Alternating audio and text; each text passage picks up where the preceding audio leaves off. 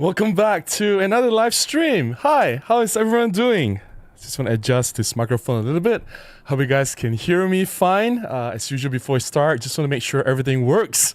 Make sure that the audio is okay. You can hear the microphone fine. There's no distortion or echo.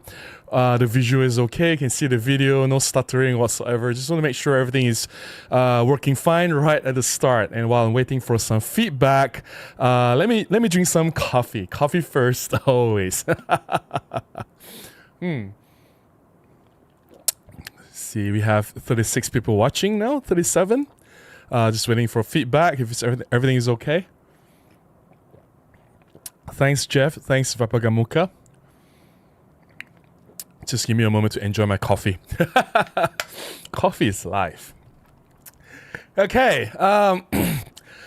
As usual, I'll say hi to people, and if you are a member, I'll prioritize my responses to you. Members will have their names highlighted in green, and there's a star badge next to the member's name. If you're a non-member, don't worry, I get to every single chat. Just wait for a little bit, all right? Just be a little bit patient with me. Hey Andrew, how are you? Andrew says, hello and salam sejahtera. Could hear you very well and can see you as handsome as always. Oh, I'm blushing now. Let's do this. Yes, let's do this, Andrew. Squadat says, hello from Orlando. Hey Squadat, how are you? Very nice to see you here. Ayman, Abang Bobbin. It's kind of strange. Like I've said this before, most of the groups that I'm with or the people that I'm with, usually I'm the youngest in the group. I seldom have people calling me Abam. Abam is like a big brother, right? So it's kind of nice having people calling me Abam from time to time. Let me just put this away. Skip. All right. Jeff, hey Jeff, how are you? Very nice to see you again. Jeff says, hey Robin, everyone. Thanks for joining the stream. Thanks Vapagamuka for the update. Thanks Jeff for letting me know. Thank you so much. And good evening to you too, Vapagamuka. Very nice to see you again. Adricus says, good evening, here loud and clear. Thank you so much, Adricus. Thanks for dropping by. Psych Borneo says, hi Robin, nice to see you again. Nice to be here and nice to be seen. Thanks for being here. Muhammad Filani says, hi Sir Robin. Hey, how are you? Nice to see you here. Skada says, looks and sounds great. Thank you so much. Dave says, hi Robin, your coffee sounds great. And it tastes amazing. Clive says, hi, all working here. Hey Clive, how are you? The drunk wedding photographer says, mushi mushi. Hey, how are you? Thanks for dropping by. Dave says, hi Robin, your coffee. Yes, it sounds great. I already mentioned that. Marco says, hello from Germany. Hey Marco, how are you? Paul says, hi Robin from Bendigo, Victoria, Australia. As an OM-5 user, I'm looking forward to this. Thank you so much. Did you watch my OM-5 hands-on preview on Monday, which I have already released? If you have not, watch it after this stream. Just Ordinary Flutter says, hi Robin, greetings from Jakarta. Hey, how are you? Thanks for dropping by. Hey, Amir. Yes, teo ais limau. Kurang manis. Yeah, we gotta reduce sugar, right? We are at the age where, yeah, everything is dangerous. Gotta be a bit careful of what we put into our body. Yeah, that's my go-to drink every time we go to Mamak or an Indian Muslim restaurant, when we order all the extra unhealthy, oily, sweet, overfried, oily food. I always wash them down with teo ais limau. Basically, it's iced black tea with lime. I know iced lemon tea is very popular everywhere in the world, but here we have a version which is called iced lime tea. So instead of using lemon, we use squeezed lime in the iced tea. So yeah, Andrew says, I could really do with a teo ais limau now. It's so humid tonight. I know, right? But it's not too hot though. Like I know the temperature is 29 degrees in my room, but it doesn't feel like it's as hot as other Thursday nights. I don't know. Maybe it's just my body regulating the temperature. I don't know. Cyberna says you should drink teo ice instead. Nah. Teo ais limau. Teo ais limau always. Alright, call out the comments. Let me just give you guys some updates on what's been happening in my life before we go into the hot topic, the OM-5 Mark II. Special thanks to the YL Camera team. YL Camera is one of the largest camera retailers in Malaysia. And of course, OM System Malaysia. Well, technically, YL Camera is the official distributor of OM System and Olympus products in Malaysia. So OM System Malaysia technically is under under YL Camera, so they are the same people. So I managed to tag along YL Camera's team to Fraser's Hill last weekend. I went there on Friday to Sunday. It was a 3 days, 2 nights trip. It was 2 hours drive out of Kuala Lumpur. There was a huge event happening there. It was the Bird Race, International Bird Race event. It's 36th annual event happening in Malaysia, and the bird race have several categories. There was the category where you just have to spot and count how many birds you have seen, and technically there are about more than 250 species, different species of birds in Fraser's Hill, which is pretty amazing by itself. So if you can spot as many birds as you can, you enter the contest, you win. There was another category which is very new. It has only been started a few years ago, which is the bird photography category, and that's where a lot of photographers from all over the world. I've seen photographer teams from Philippines, from Vietnam, from Taiwan, from Japan, from Singapore, from all over the world, from Sri Lanka, from India. Those people came to Malaysia just to enter this bird photography contest. I've seen hundreds and hundreds of photographers all over Fraser's Hill trying to capture the best bird shots in that weekend. So that was the event that I went. So why was I there? Well, I did not know, okay, full disclaimer, I did not know that OM system OM-5 Mark II was going to be launched. This was news to me. So this particular event is an annual event. It has been planned like months or even since last year. The date has already been set. So the bird race event in Fraser's Hill has nothing to do with the OM-5 Mark II. OM-5 Mark II is something that's decided by Japan, right? Japan Industrial Partners or OM Digital Solutions. And this bird race, the date has been fixed, and YL Camera is one of the largest sponsor in the event, and they are getting more and more photographers to come in to participate in the bird photography competition. So what YL Camera did was they brought in all the camera brands. There was Fuji, Canon, Nikon, Sigma, Tamron, Panasonic, Lumix. We also had OM System there. We have Lexar. We have all the tripod brands like Manfrotto, YC Onion. We also had binoculars. Everyone there, photography or gear related, right? Selling tripods, camera bags, SD cards, you name it, or cameras and lenses as well. All the brands, all the principal brands were there. So it was brought in by YL Camera. YL Camera was the host. So they have been aware of this event since last year, and they've been planning for this huge event. It's a very huge endeavor by YL Camera, and I applaud them for the efforts. And they just, when I went to see them earlier this year, because I was borrowing the OM-3 and 100 to 400 Mark II, I asked YL Camera team, like, hey, what's happening this year? Is there anything interesting? They say, oh, there is the bird race happening in Fraser's Hill in June. Would you like to come? I was like, okay, I'll come. They say, okay, we'll just tag along us. We'll drive you there. We'll give you a place to stay. You just have to come along. You know, like just hang out with the team. I say, okay, cool. I'll chill with you guys for the weekend, right? So I tag along without knowing that the OM-5 Mark II will be launched. Of course, OM-5 Mark II was launched last Tuesday, so Friday was the day that I went with the team. I did not ask them in advance if they are going to bring the new OM-5 Mark II. Part of me knew or guessed that the OM-5 Mark II will be available. Only on Friday, when I went and meet them at the office in Cheras before we drove all the way up to Fraser's Hill, that I found that they had the OM-5 Mark II and they are bringing the OM-5 Mark II up to the Fraser's Hill event. And they actually tell me, hey Robin, here is a unit. Do whatever you want with it. We are not asking you to do anything. Just play with the camera, have fun with it, and enjoy your time in Fraser's Hill. Because they were like, we are sorry, we are very busy, because technically they are working there. They have to, talk to customers, they have to sell products, sell the booth. It's a full day for them. They are so occupied, they have no time for me. They say, here's the camera, do whatever you want with it.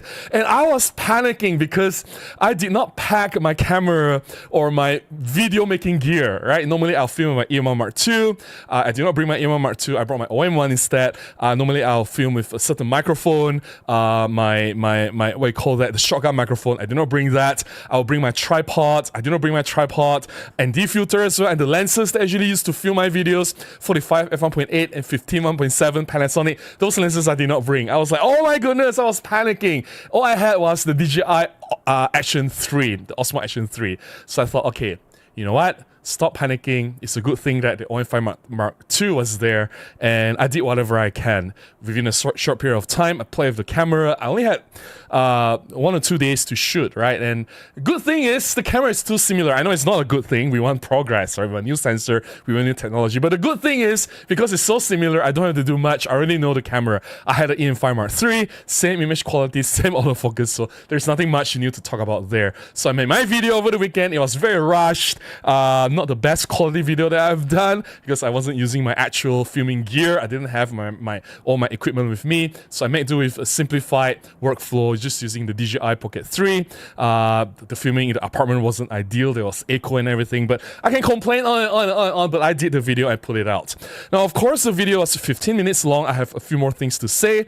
I don't want to make it like a 30 minutes video. I don't think that's fair because it's not a full review and I don't have enough sample photographs to show. I only did some macro. I want to do some people photography. I want to do some cityscapes. I want to do some street photography. I don't have chance to do that. I have to return the camera to them on Sunday because they need the camera for other purposes. So with that limited time, I published the video on Monday on the OM-5 Mark II with my brief hands-on, my quick thoughts on the camera, what I like and dislike. I thought I did the best that I can. I hope you guys enjoyed it. If you haven't watched it, please watch it. So shout out to YL Camera team for allowing me to tag along, and special thanks to OM System Malaysia for loaning me the OM-5 Mark II. I had a blast with the camera. Thankfully, I managed to do the video, and yeah, I hope you guys enjoyed the video. Okay, this week has been busy as well. I came back on Monday. So what happened was I came back on Sunday night, and I wanted to rush the video for my Monday slot, which is 9 o'clock. And I edited the video until 4 in the morning. Technically, I could have finished at 2, but there was an error in the rendering. I couldn't figure out what happened. The error keeps happening. Long story short, it took me longer than needed to upload it to YouTube, and I published it for members only at 4 o'clock in the morning, and I went to sleep. So my Monday was ruined because I need to do a lot of things. I need to run around places, meet clients. I had a shoot on Tuesday and meet people. There's so many things to do in the past few days. And yeah, the video came out. Okay, next week, I am actually traveling home to Kuching on Friday. Next Friday. So we'll have one more live stream next week on Thursday. But Friday, I'm traveling home to Kuching. And for about 2 weeks, well, I won't be in Kuching for 2 weeks, but I'll be traveling home to Kuching first, meet my mom, spend time with my mom. It's my mom's birthday. And then me and my mom will go to China for a holiday with a group of church friends. And that will be for 1 week, and then I'll come back again, and then I'll only be back to Kuala Lumpur in the middle of July. So I'll disappear for about 2 weeks. No live streams during that period, but next week we'll still have one more live stream. So between now and next week, I have just about 1 week to settle a lot of things. I have 1 or 2 more. I have a few shoots in the weekends. I have, which is jobs, right, for clients. I have to finish editing those shots before I fly off. I need to make a few videos to make sure that I have enough buffer to publish on this YouTube channel, which will be next week. I think at least one video I have to make 1 week. And I still have that secret project that I've been talking about. There is a secret project happening, and I will be able to announce it very, very soon. But I can't say anything now, but I need to do a lot of things for that project before the announcement. So that is keeping me busy as well. So stay tuned. A huge announcement is going to be made, and I can't wait to share this news with you guys. It's exciting, exciting, exciting. Yeah, I think that's it for the updates. Nothing much else, I think. I'm not aware of any events happening in Kuala Lumpur. I'm not aware of any exhibitions or any photography-related activities. If there are anything that I've missed, please let me know if you're in Malaysia or in Kuala Lumpur. Yeah, maybe if I have time, I would like to catch up on these events. Okay, before we go on, let me just remind everyone that I have enabled membership on this channel. With just the price of a cup of coffee, you can support me. You get some really cool perks.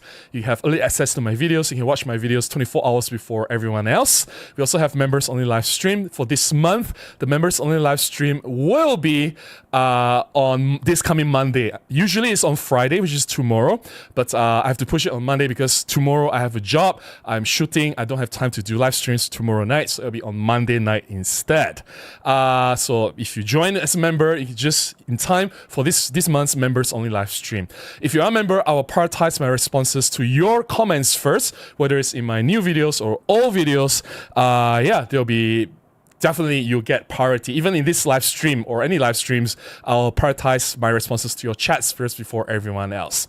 I've also taken down some older videos that are not performing well. I don't want these videos to affect the algorithm. I want YouTube to continue to push my new videos to a wider audience, and it has been working. If you look at my past 10 videos or so, the reach the views are doing very, very well. That's because I've taken down the videos that are not performing well. So the algorithm continues to help me to push my videos to a wider audience, which is amazing.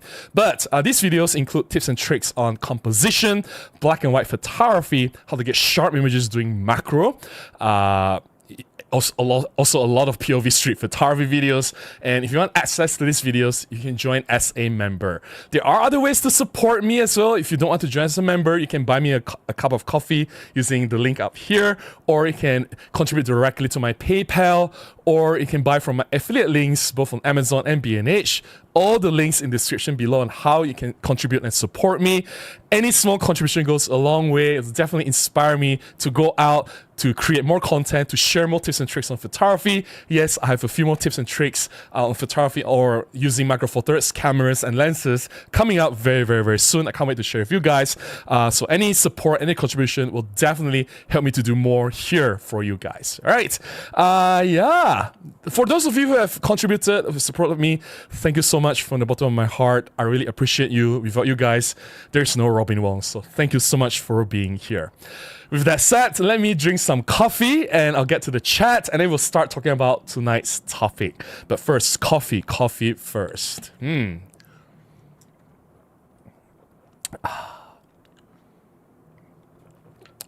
right. Okay. Let's see. Let's get to members chat. Sunny, how are you, Sunny? Sunny says, good evening, Robin. Can't wait for your stream tonight. I'm seriously eyeing on the new OM-5. Totally smitten with the Sand Beige finish. Yeah, the camera is so beautiful, right? It looks so good. It looks even better in person. You gotta see it in person to actually appreciate how beautiful it is. Yeah, but it's a mixed reaction, I think. Some people say they hated it. Some people couldn't care about it. If you like it, you like it. If you don't like it, there are black and silver versions, which you can't go wrong, right? Those are safe colors for cameras. Hey, Chris, how are you? Chris says, hello, Robin and all. It's another nice afternoon here in Isle of Wight, UK. I guess it's time for some shutter therapy action. With good weather, good light, why not? I think that's a good recipe to get some really nice shots, right?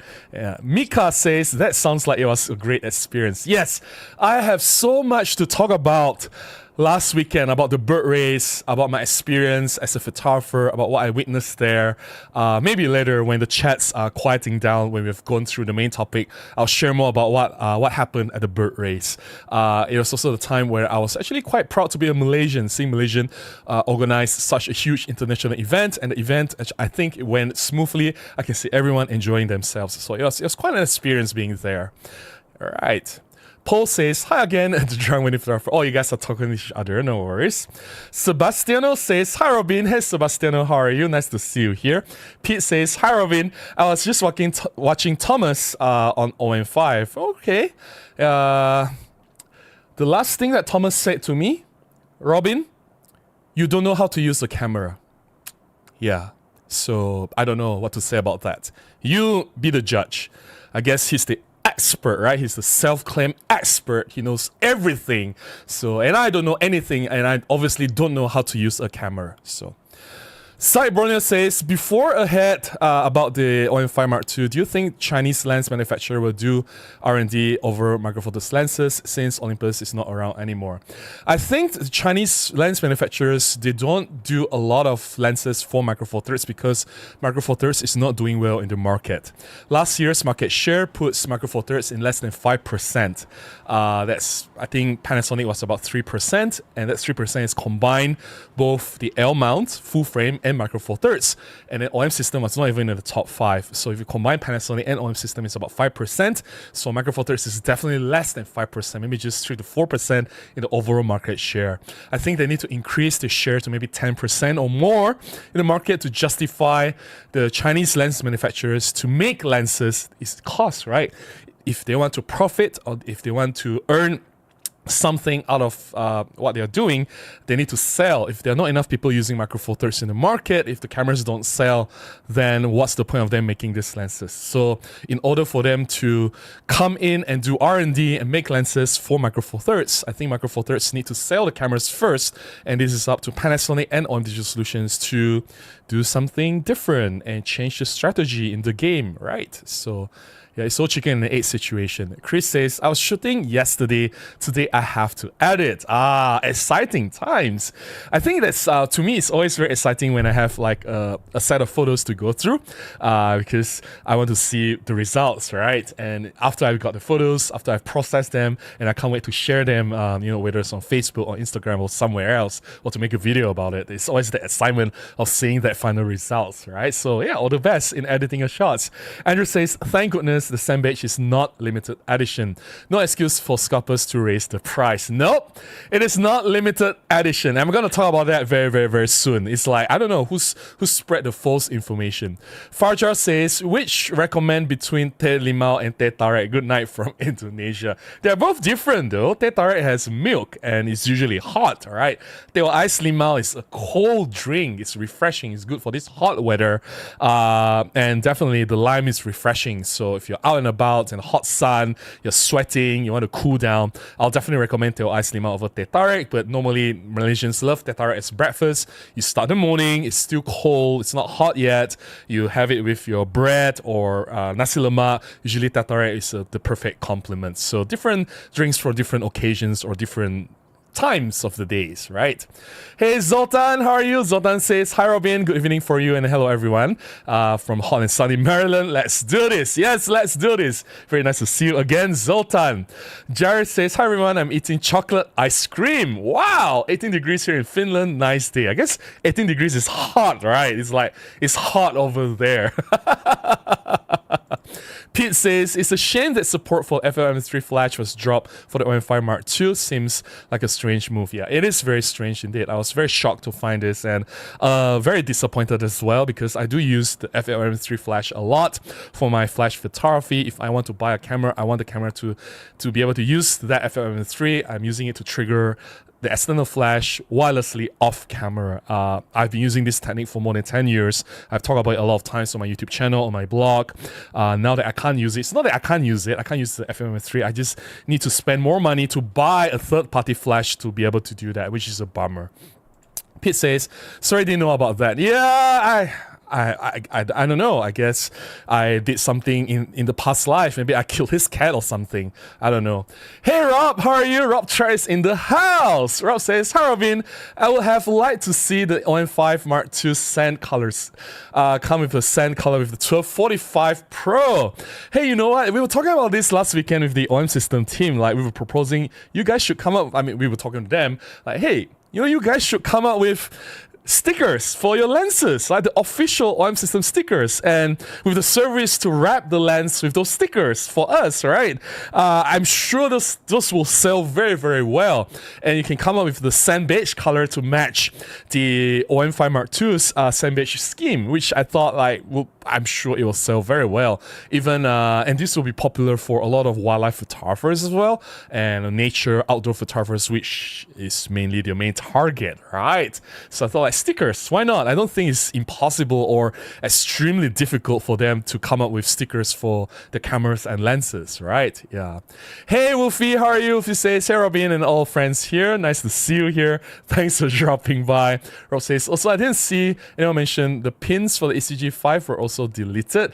Yeah, I don't think there's any more support for the external grip. I think the reason is the grip has always been sold separately, and based on the previous sales record from EM-5 Mark III and OM-5, not enough people bought those external grip, and because the sales are so poor, let's say that only 1% of the OM-5 original and the EM-5 Mark III customers bought the grip, the external grip, then how do they justify moving forward? Yes, some people will complain that they want the compatibility for better handling, but then again, if handling is very important to you, if you want to beef your grip, there is OM-1, there's OM-1 Mark II. Like, why do you get a small camera, a tiny camera like the OM-5 Mark II, and expect a beefy grip like a DSLR? It doesn't make sense, right? If you want better grip, there are cameras for that. So for OM-5, you want to keep it as small as possible. The compact form factor, you want to go minimal. I think it makes more sense for them not to continue with the grip. I think it's just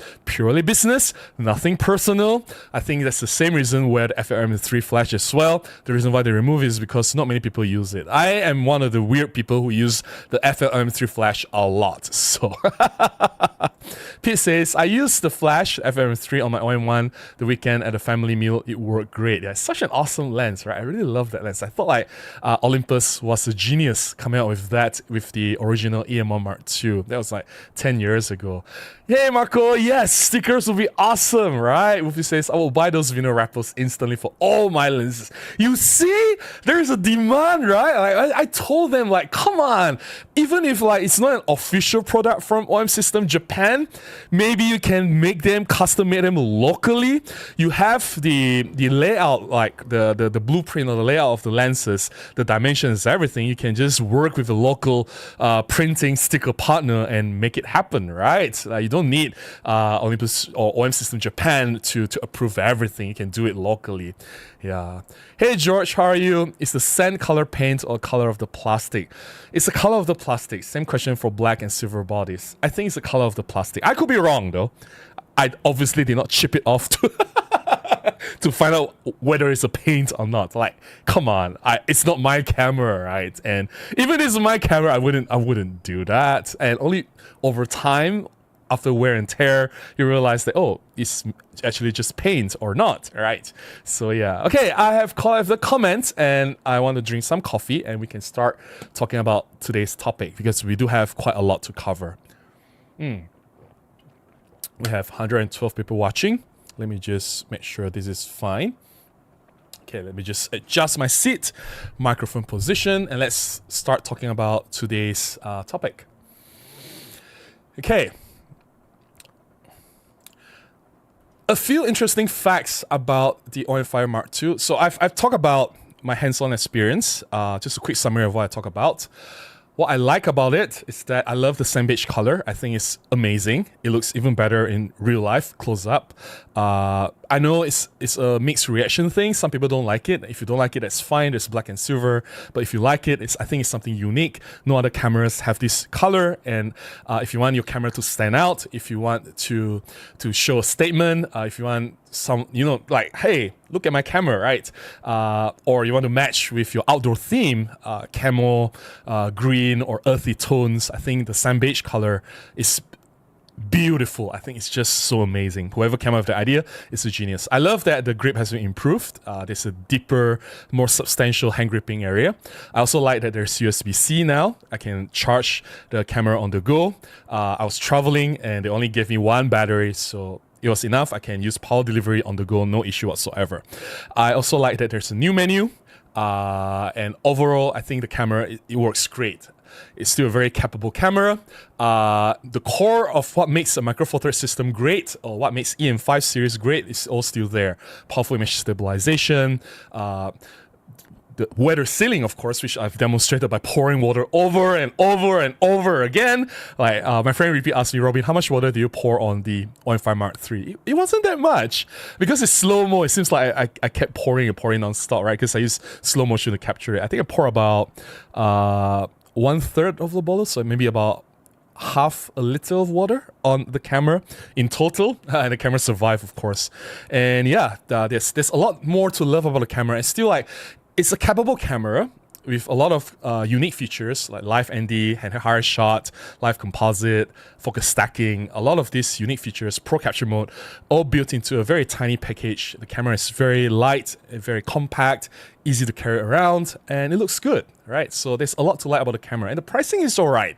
I think $1,200 at that pricing, after what Fuji has come out recently with a lot of the new products which are way overpriced, it seems justified. I think $200 for what you get in the OM-5 Mark II is fine. Now, what I dislike about it, the specifications is the same, nothing new, you know, it's the same sensor, same processor, the burst rate is the same, autofocus speed is the same. I'm going to pause here because we have a super chat. Thank you so much, George, for the super chat. I appreciate the support. Thank you, thank you, thank you. All right, where were we? Everything is the same, right? Same EVF panel, same LCD screen. I expect a little bit of improvement after all these years, right? This is the second iteration, so it's like 97% the same with the OM-5, and to some extent, it's also very similar to the EM-5 Mark III. You can get exactly the same autofocus performance and image quality from the older camera. So I thought there was a little bit of a letdown.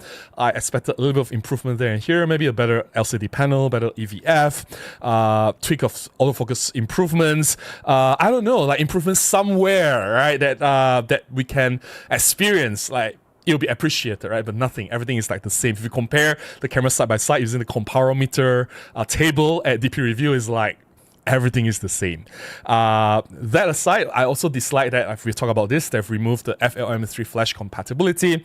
I use the flash a lot, I don't know why, and I'm disappointed because OM3 and OM Mark II, both recent cameras, are still compatible with that flash. If you're saying that, okay, the FLM3 is an Olympus product, we are discontinuing that product, we're not making it anymore, that's fine, I can accept that, but the OM3 can use that flash, right? And the OM Mark II comes with that flash, right? And like, what?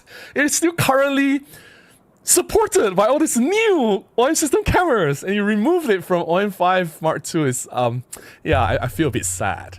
And what was the last thing that I dislike about the camera? Oh, no AI subject detection, which I thought was a letdown as well, because all the cameras at this price point, from Fuji, Canon, Nikon, even cheaper cameras, like entry-level cameras, they all have some sort of like subject AI detection, bird detection, human face and eye detection.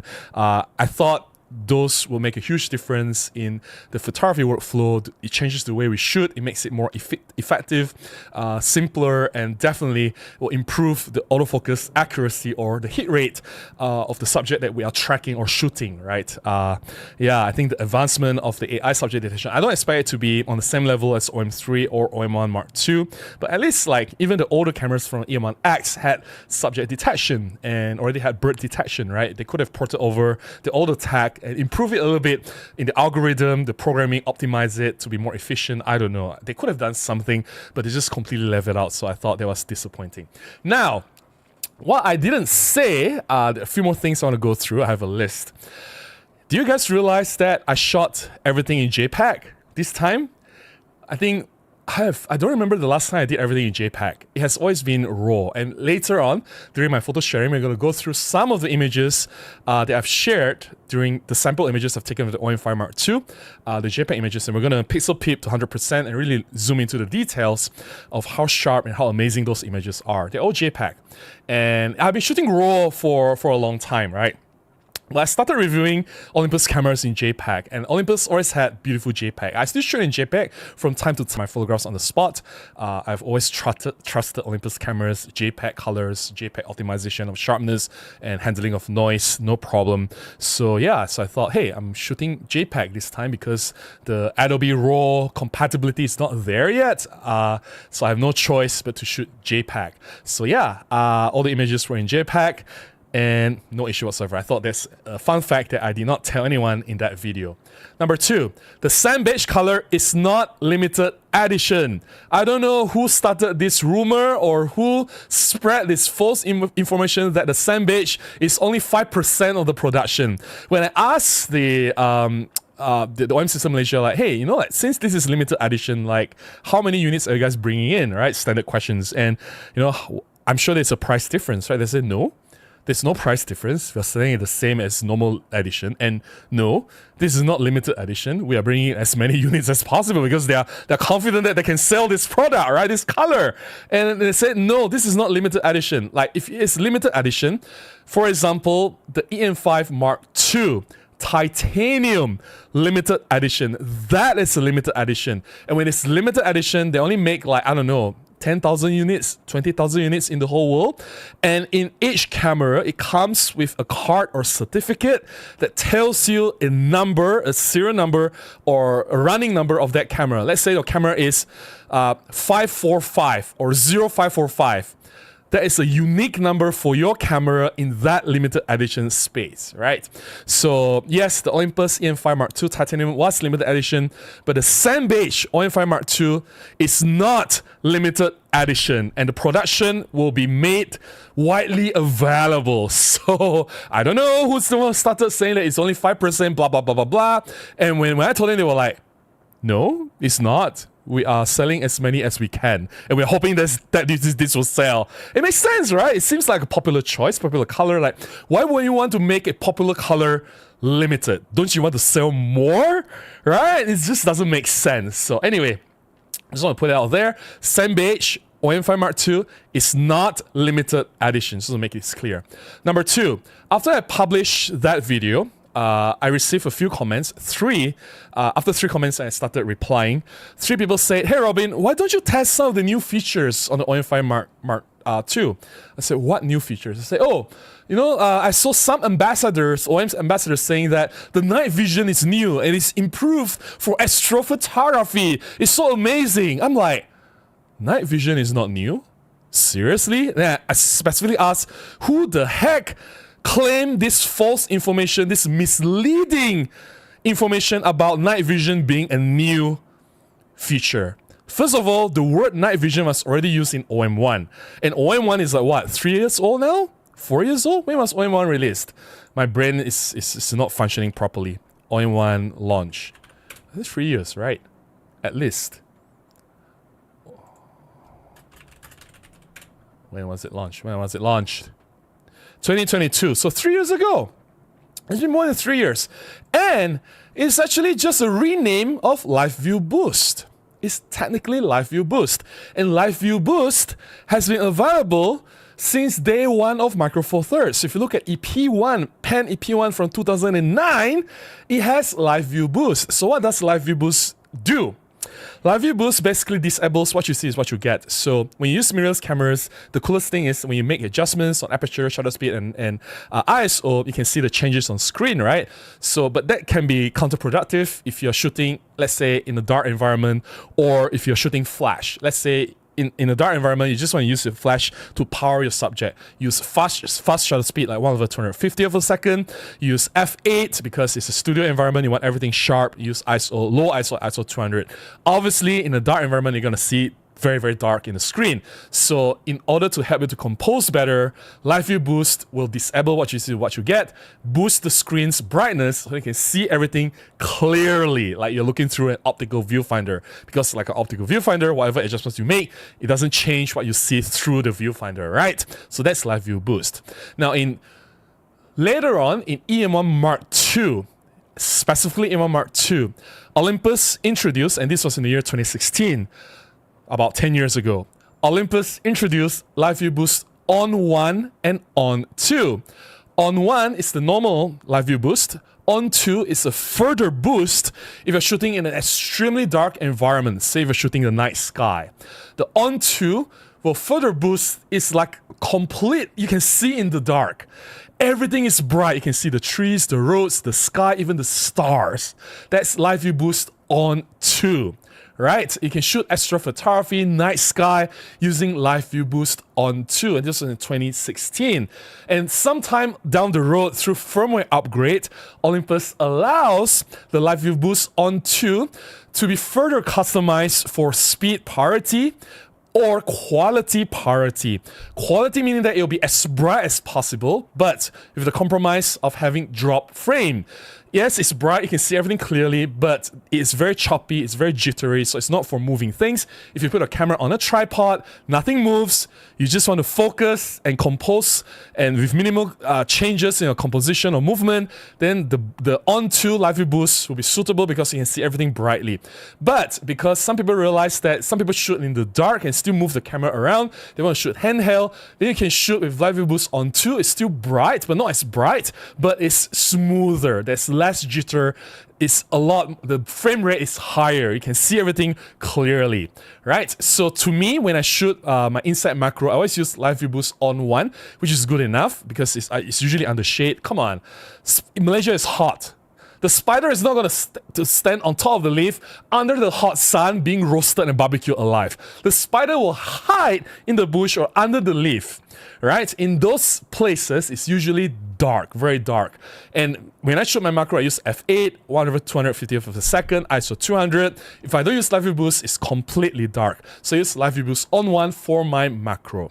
Now, so that it's smooth, right? Now, on OM-1, for whatever reasons, all these are scrapped and they replace it with night vision, which is confusing because night vision, honestly, refers to you can see in the dark at night, right?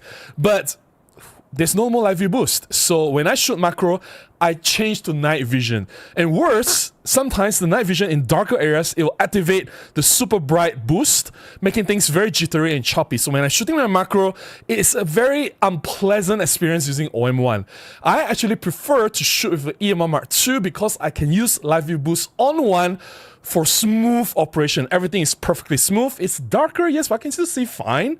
But yes, OM-1's night vision is bright and clear, but it's super jittery. That is so unpleasant, and I get headaches and nauseous shooting macro. It's counterproductive, right? Yes, this night vision is not supposed to be for macro, blah, blah, blah, I know. But hey, they're all about nature and wildlife, right? And macro is part of that. So, I don't know. I think the oversimplification of night vision is not a good thing. I prefer the previous implementation from Olympus, where you can customize on 1 and on 2. On 1 is just for normal use.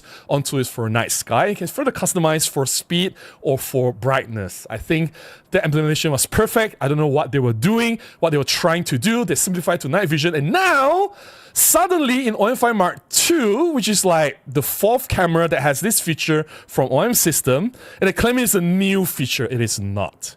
It has been in OM-1, it was in OM-3, it was in OM Mark II, it was in EP1, it was in EMR Mark II, it was in any other Olympus cameras before this.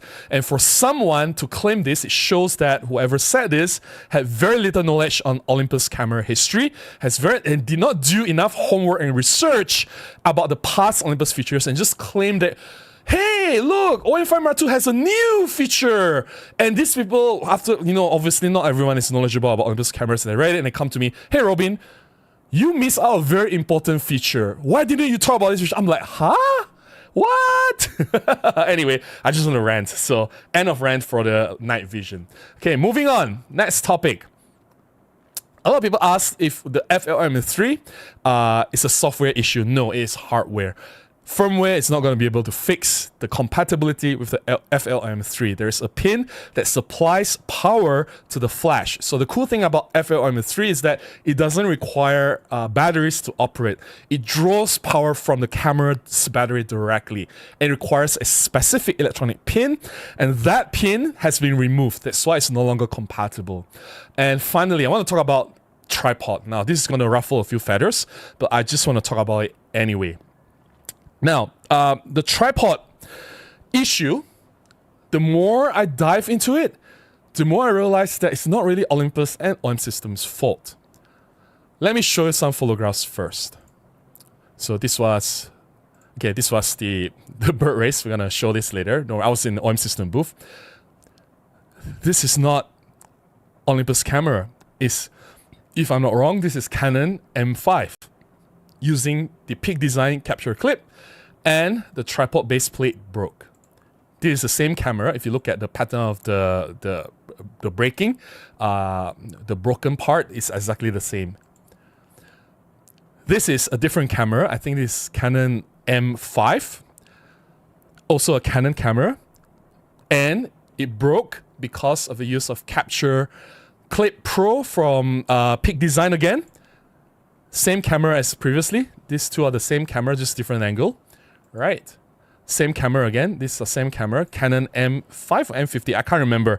But I found this on the forum. You can just search Peak Design, Capture Clip, camera broken. There are tons and tons of images and reports and complaints. And a lot of them are not even Olympus cameras. Right. And this is Fuji XT100. Also same, pick design, capture clip. All right, we're going to talk about macro images later. Now, this is very important. At first I thought that, oh, okay, this problem is unique for OM-5, right? Or EM5 Mark III. I didn't dive deep into it, but I always felt very strange because I have EM5 Mark III. I've been using it for years. In my first few years of YouTube, I make 2 videos every week. I publish 2 videos every week. So sometimes I make 3 videos every week. And even now, now I don't use EM5 Mark III anymore, so that's a different story. So imagine if I use the camera on a tripod, put it on and off 2 to 3 times a week. It means in 1 year, at least I use it more than 100 times. Does it make sense? Over 3 years, I've used it maybe 300 to 400 times, right? I've used the camera for years, hundreds and hundreds of times with no issues. So I thought like, why? Then so many people reported problems with the tripod mount breaking that I figured out that it broke specifically with the use of Peak Design's capture clip. Here's the thing. Tripod mount on the camera is designed for the camera to be used on tripod. Obviously, the engineers never account for the use of that particular mount on some weird devices like Peak Design's capture clip. So if the tripod mount broke, whose fault is it? Is it really Olympus' fault for not consulting with Peak Design on how to secure the mount properly on the capture clip? Or is it the Peak Design that never accounted for the possibility that the tripod mount base plate on the camera may be broken due to the design? Whose fault is it? Why is everyone so quick to blame Olympus? I'm not defending Olympus. I want the products to improve. I want them to get better. All right, don't get me wrong. And you know me, I'm very critical about the mistakes that Olympus did. But this clearly is not Olympus' mistake, because if you look at all this evidence, there's more. If you want to look at it, all these are not Olympus cameras. There's more and more and more and more and more, right? There's a lot of examples in the internet. And apparently this Peak Design capture clip is so popular that everyone uses it, which I don't understand. Now, here's the thing. Tripod is stationary. Okay, tripods don't move, right? I don't know if your tripod can move or not. Obviously, my tripod never moved. So once I've set the camera on the tripod, there is very minimal movement. But this capture clip, depending on where you want to mount it, if it's on a strap, on your belt, whatever, once you mount it on it, you move around with the camera.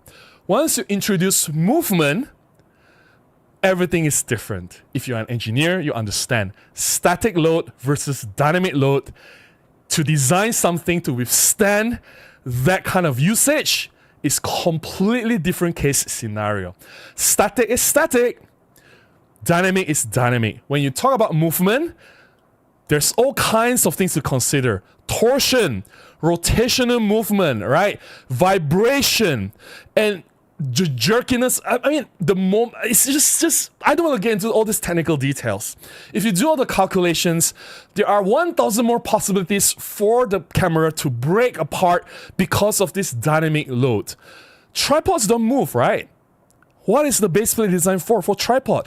Why do you then introduce movement to the tripod mount? By introducing movement, by introducing dynamic load, it complicates things. If it breaks apart, whose fault is it? If you ask me, it's the user's fault, because you don't understand tripods don't move, right? As simple as that. Like, trust me, I'll be the last person to defend Olympus, but I'm an engineer. I have background, and the first thing we study in the first year engineering is statics, mechanics of materials, right? And I mean, if you're an engineer, you understand. Things that move and things don't move, you have different design considerations. And obviously, the tripod base plate is not designed for moving movements or for moving load, right? And when you jerk the camera around, when you walk and hike, and when you just keep I don't know, there's just all kinds of weird, you turn it around, you rotate it, there's torsion, there's so many kinds of different dynamic loads on it. Obviously, it will break. And when this breaks, whose fault is it? Is it Olympus that designed the tripod mount to be put on tripod, which is a stationary subject? Or is it Peak Design, who never considered that the tripod base plate can break due to their product design that introduces dynamic load, which is not supposed to be handled by a tripod mount. Whose fault is it? I rest my case. Okay, I talked about this issue enough. I don't think there's much more to talk about in OM-5 Mark II, right? It's basically almost the same camera. I know it's a letdown, but like I said in my video, I still think that there's a place of the camera in the market.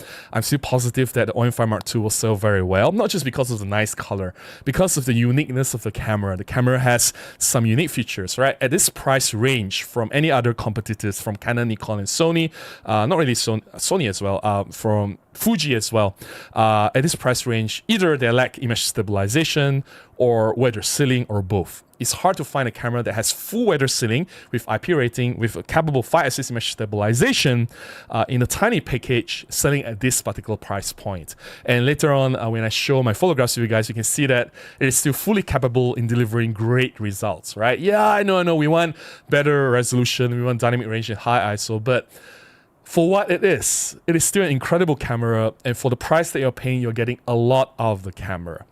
Okay, yeah, that's it I want to share about OM-5 Mark II. Let me know what you think about my argument. Do you agree with me? Do you think that the camera should be able to withstand dynamic load, which I think is impossible. You want to design a camera so small, and I don't know.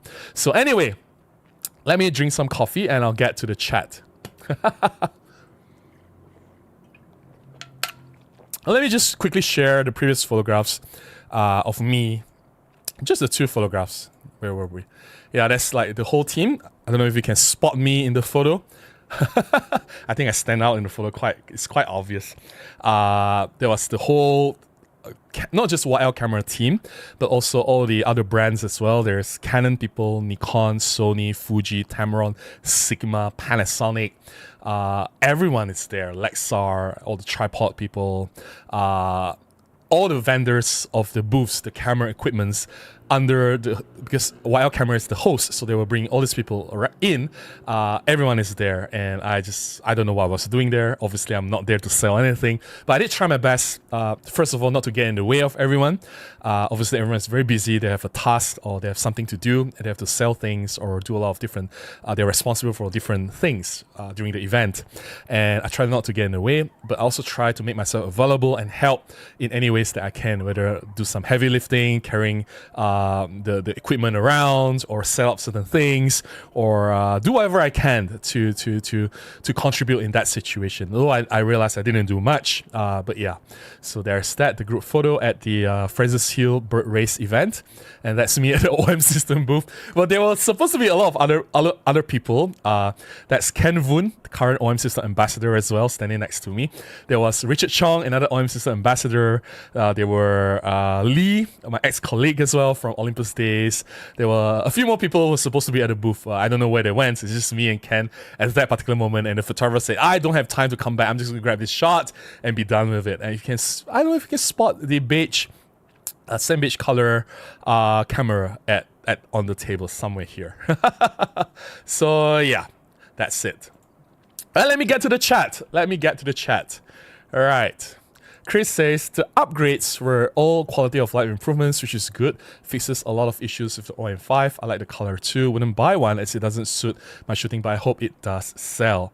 Yes, I'm sure it will sell very, very well. Of course, it's not for everyone, right? Like some people say, nah, I think OM-1 is better. I mean, like, OM-1 has dual cut slots. It's magnesium alloy body. It's like, yes, better electronic viewfinder. Of course it's better, and the price is also different, right? And someone say, oh, the price has come down, it's almost the same now, but it's also a lot larger and heavier, and they're like very, very, very different cameras, right? We have another super chat. Thank you so much, Juliet. Hey Juliet, how are you? Nice to see you again. Thanks for the coffee. Thank you so much. I'll drink to that. Thank you so much, Juliet. I appreciate that. How are you, Juliet? Very, very happy to see you. Where were we? Let me just get back to the chat earlier about where is it? Yeah, Chris, right? Yeah. Yeah, I mean, there are other cameras for different purposes, and if you want the best, obviously OM-1 Mark II, right? Mike says, EM5 Mark II I bought in 2017 is mounted with FLM3. EM5 Mark II. Oh yeah, it came with EM5 Mark II, right? It wasn't with EM1 Mark II. Yeah, this flash was introduced with the EM5 Mark II. My mistake. I think the manual for that camera is the only official documentation for that flash. Yeah, it was with EM5 Mark II. That's 2014. I think the flash has been out for 11 years. Yeah, OM1 comes with FLM3. I have the OM1 and FLM3. Yeah, I'm not sure if OM3 comes with FLM3. Anyone who has OM3 can verify. Hey Asru, how are you? Hey Robin, just a buzz. Hello, nothing to say, just gonna listen while I drive. Oh, do be careful. Have a safe journey home. And yeah, feel free to tune out if I become too distracting. Yeah, please be safe. Juliet says, hi Robin, thank you for dedicating your time to coverage on this. So I appreciate it. No worries. I do my best to share as much as I can. And I did have some time with the OM-5 Mark II. So of course I'll share as much as I can. Okay, let's get to the non-members chat. Yes, Rob, the silver is painted. It does peel off. Wolfie says they are just laser cut 3M vinyl wrapping you can buy for pennies and custom paint them. True. It's minimal investment, but 10 times the profit. I know, right? I'm sure if they sell, people will buy. I know I will buy. Jeff says they will bring out the pink version for our lady friends. Maybe they will. We'll be surprised. I won't be surprised, right? Fajar says, hi Robin, long time I don't see or compare video between camera and flagship smartphone. Today's smartphone camera technology growing rapidly. I don't think there's a point to compare. After I've done a few, I realized that it's the same. Camera phones was overprocessing, horrible colors, shutter lag, a lot of issues there and here, and it's not just shutter lag, right? Screen lag, autofocus lag, shutter lag, and shot to shot is just so many problems. And they try to like say, oh, we can replace cameras. We are doing so well, but every time I use it, I just get disappointed. I thought like, I'm just not gonna waste my time anymore. Even if I use like, let's say, EM5 original that's released in the year 2012, right? That's 13 years ago. I'll be happier to use the EM5 original versus any flagship smartphone cameras that cost like $2,000 today. Trust me, I can get better results with the EM5 original. So I've given up. Yeah, Yanis says, OM-5 Mark II was a disappointment for me. No proper Type-C implementation, no base plate fix, no new features, FLM3. I'm really afraid of OM system future. I still think the camera will sell well, but they can't keep repeating this. I think if OM-5 Mark III still repeats all this same hardware, I think they'll be in trouble. Obviously, they're not going to implement a new sensor in OM-5 series camera. They're not going to implement any new features. I think all those wow features and wow capabilities, or if there's any significant jump in improvements, they'll introduce them in the coming flagship camera, which will be the OM-1 Mark III or whatever new high-level camera, professional camera that they come up with. It may not even be an OM-1, I don't know, right? So yeah, so it's not fair to expect the OM-5 series to have all these cool features or all these huge improvements or a jump in technology, because currently it seems like OM-5 is sitting at the bottom of all the cameras that they have. We only have like OM-1, OM-3, OM-5. OM-5 is right at the bottom. So being like the entry-level option, right? It shouldn't have all the advanced features to cannibalize the high-level cameras. So yeah. Okay, let's see. Who's next? Wolfie says, OM Digital Solutions has a second chance to win users by price because of inflation. Canon and Nikon just announced crazy 14 to 54% price hike. When you put 14 to 54, it reminds me of the lens. The Zuko digital lens, 1454 f2.8 to 3.5. Anyway, it's a great lens, by the way. Mid-range cameras have gone from under $2,000 to above because of this. Yeah, and to sell it about $1,200, I thought it was a good move, right? It's not a bad move. Rob says, it's ironic that OM or Olympus was the first to add subject detection. It'll probably be the last to add it to the entire lineup. I know, right? Everyone is like, has caught up and has moved past beyond what OM system is doing in terms of subject detection autofocus, right? And it's part of computational photography. If you think about it, it's just kind of sad that they are kind of behind when it comes to this autofocus subject detection, which doesn't make sense, right? Yeah. Mai says, as ridiculous as Fuji are at the moment, they actually know how to generate demand and sell their solution to that. Group product alone won't help OM by much. They desperately need to invest in marketing. I think marketing is a separate subject altogether. Product is product. I think first you need to have a good product, and then you need to have a solid marketing. And it is kind of sad because I understand where or what OM system is going through. Marketing requires funds, and I think they can still fight Fuji. Of course, Fuji is not that large, but if you want to take on Canon and Sony, I think that's quite impossible. They have money, they can use the money to bury OM system dead just like that, right? In terms of resources and what they can do with the resources in marketing, Sony and Canon, they are like 10 times, 20 times, they can do a lot more than what OM system can do. Yeah. Pete says, OM-1 Mark II doesn't come with FLM3 flash. Oh, that's kind of sad. OM-1 does. Maurice says, do you think that there's going to be any firmware update for the Mark I to kind of address any issues or improvements for the camera? I have no idea.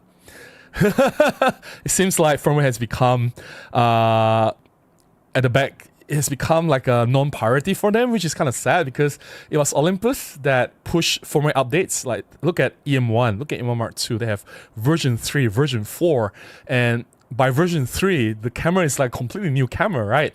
Like it doesn't, like for example, EM1 doesn't have live composite. They added live composite into the camera with firmware upgrade. It doesn't have silent shutter. They added that into the camera, right?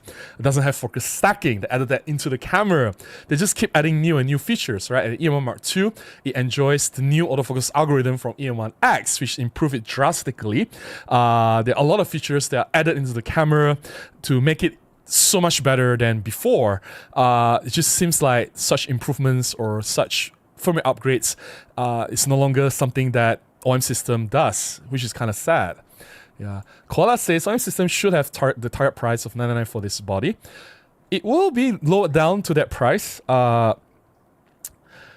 Here's the thing. Well, this is public, so there's no right way of saying this, but if you're in Malaysia, you see the listing price, right? 5699 body only, ringgit Malaysia. Make sure before you pay or before you make your order or whatever, talk to the dealer in advance and ask for a special price. There is a special price. And the special price is very close to 999. So they know, and they agree with you, Kola. Yeah. Tofiku says, is there any crop in slow motion? I don't use slow motion. George says, what is the hierarchy of the OM-5 Mark II, OM-1 Mark II, and OM-3? OM-1, OM-3, OM-5. Pete says, OM-1, then OM-3, then OM-5. That's correct. Wolfie says, if you do engineering work to remove a feature that was working fine and pay to cut a feature out, it's utter disappointment. Alright, cruel to customers. They are not saving money by removing flash compatibility. Yeah, that I don't understand. Why they remove the FM3 flash. It doesn't seem like it costs them that much money to just add that one tiny pin, right? It's just an electronic pin to supply power to the flash. That's it. Like, why would you want to remove it? It doesn't make any sense. Yeah. Vince says, in the UK, only one reseller has access to the beige color along with the OM shop. Other resellers do not have access to this color. The limited color may be by region. Nah. Here it's like... And to be fair, I think there is OM Digital Solutions UK, right? There's no such thing as OM Digital Solutions Malaysia. We are dead. Olympus shut down business. So what we have is an official distributor, which is the YL camera, carrying the brand OM System and Olympus, selling them officially under the OM System Malaysia's sort of like a brand, right? So we don't have an official OM System here. We just have an official distributor. And even they say it's not limited. So I don't believe this. Whatever they're doing there are some lies in the UK or whoever doing this sales thing, right? Wolfie says, OM system ambassadors have quite a disappointing attitude where they ignore user opinions and expectations and continue to regurgitate the same PR talk in replies. They don't seem to have an honest opinion. And here is the thing that I believe maybe it is not their fault. Maybe it's part of the contract that this allows them to say certain things. And maybe they should ask themselves, why did they sign the contract in the first place? Why would you want to compromise your integrity and credibility by not being honest, all right? Yeah, I guess that's partly their fault as well. But I also understand maybe they are not allowed to do certain things. And anyways, like, they can only say so much, right? And they are not the only ones that have the access to the camera. And actually, OM-5 Mark II has started selling. Many people already have the camera. So whatever truth there is, it will come out eventually. And when it comes out, it's just going to look bad on them. It's just going to come back to bite them, right? If you're not being truthful in the first place. Rob says, night vision replaced live view boost and SOVF. Right, like, it's not a new feature, right? Like, even Rob tried. And Rob, if you're still here, Rob, thank you so much for making the video on the live view boost on 1 and on 2. The video that you made, like, I don't know, 6 years ago on the EM1 Mark II. When someone questioned me about the live view boost and night vision, I actually used your video, send the link to your video to them. I say, hey, just watch Rob Track's video and this will explain everything. And Rob is the one that will be so meticulous. He will dive into the features and he will talk about them. That's something that I really admire about Rob. So thank you so much for that particular video. Yeah.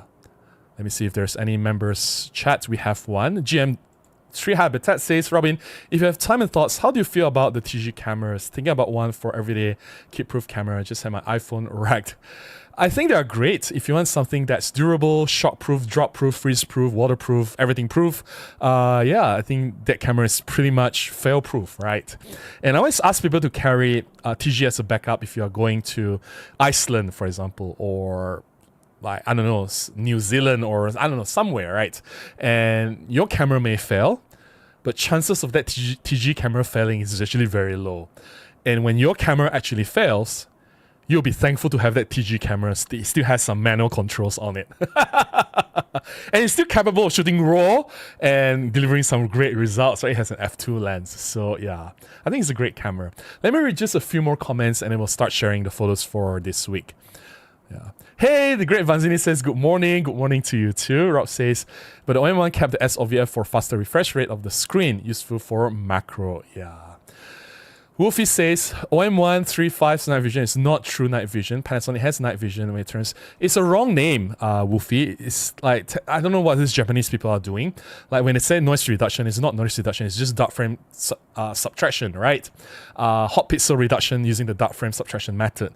It's nothing to do with noise. Hot pixels and noise are two different things. Same with this night vision. It's not really night vision, it's just helping you to see brightly in the dark, right? So their interpretation, their understanding of what these words mean, they're very different from what we understand. That's why sometimes when I look at the menu and the words that they choose to use, it just doesn't make sense.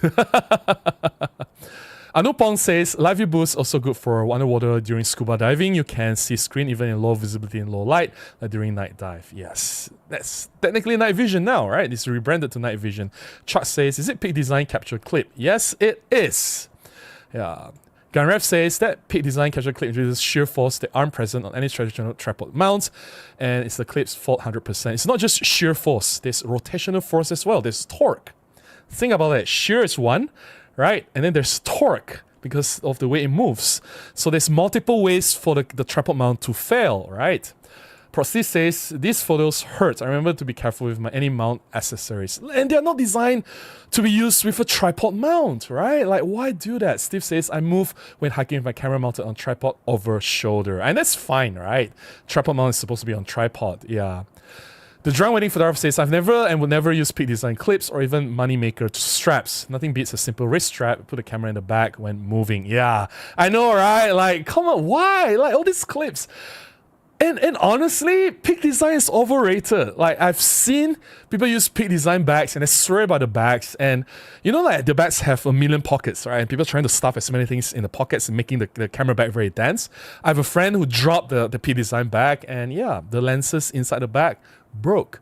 And I've seen friends who pack a Manfrotto bag as well as Loe Pro bag, and these bags fell down and rolled, and everything in the bag are still well protected. Nothing was broken. It says a lot about Peak Design's design philosophy, right? They're not really trying to protect your product, considering how many cameras and lenses have broken and failed and damaged because of the products, right? Not just as a clip, but also the bags. It's just ridiculous. I don't know why people buy this product. It's so ridiculously expensive and they're so ugly, like, ugh. Anyway, Mark says, makes total sense. I've used them and never had an issue. Yeah. Mike says, people tend to over torque quick release plates, and I've encountered so many cases of seized plates that puts a lot of pressure on the bottom plate. I know, right? This is the case where I don't think it's the camera's fault. Peak Design should have considered the possibility of the bottom plate failing. If they did that, I think maybe all this problem could have been avoided. After all, a tripod mount is a tripod mount, right? Why should it be made for all these weird clips and weird attachments? It just doesn't make sense. Thank you so much. P says, agree with your thoughts. I wonder if OM will have an updated sensor for the next OM-1. Hopefully they will. Mine says, it will be either Olympus or Peak Design's fault, but in the end, it's mostly inconsistent torque load in the plate that damages everything. This stuff is basic knowledge. It is, right? Like, that's why I don't understand. I've used the camera on a tripod hundreds and hundreds of times. It never broke. And yet people keep telling me, Robin, the OM-5 Mark III's bottom plate keep breaking, the tripod mount is weak, blah, blah, blah. I'm like, how the hell did it break? Until I finally sit down, type OM-5 Mark III base plate failure and say, oh, it's always the same. It's always Peak Design clip. And then I look further in the search, wait a minute, that's not an Olympus camera. Click, oh, it's a Canon camera. I look at it, wait a minute, that's not an Olympus camera, that's a Fuji camera. And then if all these other cameras can break, then why is it Olympus' fault? Think about it. Olympus camera is not the only one that has this issue. I've shown you the photographs. Wolfie says, I agree with Robin. For my opinion, I think OM Digital Solutions needs to do everything it can to stay relevant and competitive, include everything they can in the cameras and keep price lower than competition. Yeah, true. They can do that, I think. Hopefully they do. Dave says, does it happen in cases of using some strap systems like Black Rapid? It's Peak Design capture clip. The Greg Vanzini says, cell phone just doesn't have the fuel caution. Mine says also cross-threading. I've seen instances of cross-threaded tripod mounts, and this is even worse than seized threads because removing cross-threaded plates are even more difficult. Yeah, Jeff says, I guess any camera body made of plastic is prone to issues with cracking around the tripod fitting with abuse or thoughtlessness. I've only ever bought metal bodies. Metal bodies. Yeah, I guess, like, if it's used within its intended purpose that it's designed for, I'm sure it's fine, right? Like, for example, I bought a car. How do I use the car? I drive it on the road, right? Let's say I drive on the road and the road ends and I drive into the river and the car sank in the river. And I complain to the car manufacturer, hey, your car sank in the river. I'm expecting your car to be able to float. That's not going to happen, right? Because the car is not designed to float in the river. If you want to transport that works on water, then maybe get a speedboat or some kind of ship or yacht or something, right? You don't drive a car on a river. Same with the tripod mount. What is a tripod mount used for? On a tripod, and the tripod does not move, right? Anyway, just, I don't know. And people blame Olympus for this. And only recently I found it, I was like, man, I feel so bad for Olympus. So anyway, Prosty says, tech engineering is getting more expensive. We're not in the proper upgrades era anymore. Yeah, true. The upgrades are getting less incremental, right? Juliet says, Robin, what I really want is the OM-3, but I can't bring myself to pay more than 1,600. It's the principle. I wonder if I can wait and if the tariffs make it worse. I think wait for a while. There'll always be like the Christmas sales or the Black Friday sales, right? Those are the times when you get massive discounts. Yeah. Or you can get a used unit after a while, and I'm sure the price will come down quite significantly. Andrew says, well, I guess Peak Design has reached its peak. Sorry to that joke. No worries. All right, I'm going to pause here. Keep the chat coming, because I do want to share my images. Before I do that, time check is 12 minutes past 11. I haven't drank any water, so let me drink some water. Have to stay hydrated. There's about 141 of you watching now. And water.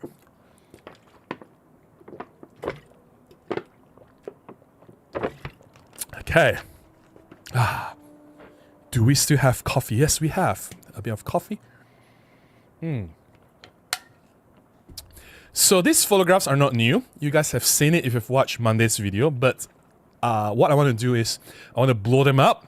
I want to pixel pip, magnify to see the details, because we do macro, and in macro it's all about getting close, it's all about seeing those details. All images were shot with OM-5 Mark II. I don't have the camera anymore. I've returned it to OM system.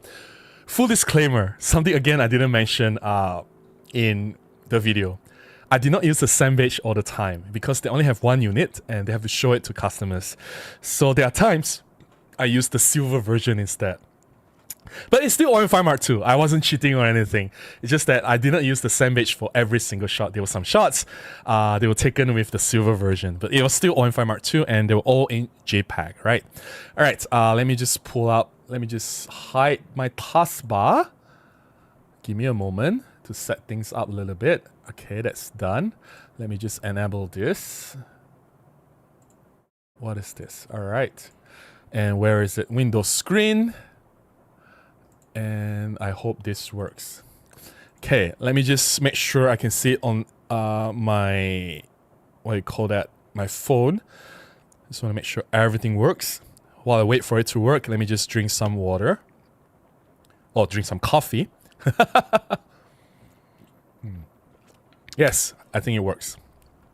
Okay, so this particular spider is actually very, very popular in Fraser's Hill. It's quite common. This is called spine orb weaver. And this is not the best shot because there's a lot of reflections. And that's the problem with me not using a wireless flash. I was using the AK diffuser that was sent to me by Emily Taupin. I wish I had my wireless flash set up. Obviously I can't because I don't have the FLM3 compatibility anymore. Just so much bright spots which I wish I could have avoided. But it is what it is. I still think it's a good shot. It's JPEG, there's nothing much I can do. And yeah, it's one area where I wish I was using the wireless flash. This is technically almost like a direct flash, which is not very good. But still, the detail is incredible. The sharpness is incredible. This is the Olympus 60 f2.8 macro, one of the best macro lenses that I've used. And I still think that this spider looks incredible. I think some people call this crab spider, and I just love the patterns, the red circular patterns and the colors, like a purplish color, and the texture, everything just looks so beautiful. Orb weaver, spine orb weaver. This was my first time encountering a giant robber fly. And by giant, I mean it is huge. It is scary. And normally when I encounter a robber fly, when it perches on a stick or on a leaf like this one, it will fly off, it will fly away and come back, and sometimes, if you're lucky, and not just lucky, it happens a lot of times, it will just fly off and nab something, you'll catch something mid-air and come back and eat that something, right? I waited and waited for 10 minutes, nothing happened. I was like, come on, robber fly, come on, go and catch something. I see a lot of things flying around. It's like, maybe the robber fly just ate a heavy meal or something. It's like, nah, I'm good. I'm not gonna eat anything. But look at the details. It is crazy. Like, it's amazing. It's just crazy, insane. Look at that. And it's just crazy, right? That's giant robber fly. This is the first time I encountered a Darwin wasp. I think it's a Darwin wasp. I could be wrong. Again, I seldom encounter a lot of these things. It's actually my first time seeing a lot of these insects. And the good thing about insects in Fraser's Hill is that they are not small. They are pretty large. And oh, look at the sting. That's gonna hurt. It's scary. And these things, they are not large. I think this is Darwin wasp. I could be wrong. Anyway, it looks really mean. Look at the detail. It's just incredible. Okay. Daddy long legs or harvestman. I have not seen this since, I don't know, 8 years ago. The last time I saw this was in Kemensa. It's an ATV trail near zoo, the National Zoo. I haven't seen this in a long time. I'm so happy to see this in Fraser's Hill. It is so cute. And the thing about all these bugs and creatures and these spiders, they're not afraid of humans. And this particular harvestman was obviously under the leaf. I turned the leaf around to get this shot. So I hold the camera, flash, and the diffuser with one hand, while I use my other hand to flip the leaf over because it's under the leaf, right? So I know I try my best not to disturb it. When I turn the leaf, if it runs away, if it moves, it's fine. But it did not. It just stayed there. It just wobbles the legs because, like, you know, it just wobbles and wobbles. It's just so cool. And that's a close-up of the harvestman, or the daddy long legs. And let's look at the details. Look at that. Look at the eyes. And look at the fangs. And look at the legs. And it's just incredible. It's just crazy, right? Look at that. My goodness. Anyways, I thought it looked really cool. Daddy long legs. I haven't seen one in a long time. I'm just so happy to see it again. This is just a typical jumping spider, nothing special, eating a moth, I think. And look at it's like the spider just buried his head into the moth and just hit everything, right? You can see the fur of the moth on the coat on the spider's legs and the faces and his eyes and everything. It's just, I'm just gonna feast and feast and feast. This is just so cool. Yeah, this is a typical. I think this spider you can find everywhere in Malaysia. You don't have to go to the Fraser Seal to find this. It's just so cool that you can, I found this eating a moth and in the middle of the action. I thought it was pretty cool. Yeah. This is my first time seeing a click beetle. First time. I know, I should be doing macro a lot more, but look at the details. Oh, it's so good. I remember I was with a group of students in the hiking trail. Most of these shots were taken along a hiking trail called Hammond Trail. It's a very short trail. It's a beginner's trail. It's mostly flat. It's about 1 kilometer long, and this beetle was in there. And when I took it, like a group of students were behind me asking, "Hey, what is this?" I honestly had no idea. It was my first time looking and it's like, oh my goodness, this looks so alien, right? It doesn't look normal. Look at that. It's just so weird. Yeah, look at that. It's just so weird. So anyway, click beetle, my first time seeing this. This is assassin bug. Man, it looks so mean. Look at that. Look at assassin bug. Look at that. Oh, it's so cool. I almost missed this. I was walking by, I thought it was a huge ant. Until I saw, hey, wait a minute, it does not walk like an ant, because ant had certain walking behaviors. And I was like, hey, it doesn't look like an ant. And I look closer, oh, it's something else. Yeah, so I captured it. It's an assassin bug, which is pretty cool. Pretty cool. Yeah. This is longhorn moth. Again, very cool. It was flying around, very sensitive. It finally settled down and I managed to get just a few shots before it flew off again. Very, very sensitive. Oh, look at the details. Look at that. Look at that. Look at that. Oh. And the horn is a lot longer than this, like way longer. And if I took the whole shot, the moth is going to be very, very small. So I went close and sort of like cut off the horn. So yeah, but yeah, look at that. It's so cool. Look at the details. Yeah. And mind you, these are all in JPEG. These are all shot in JPEG, yeah?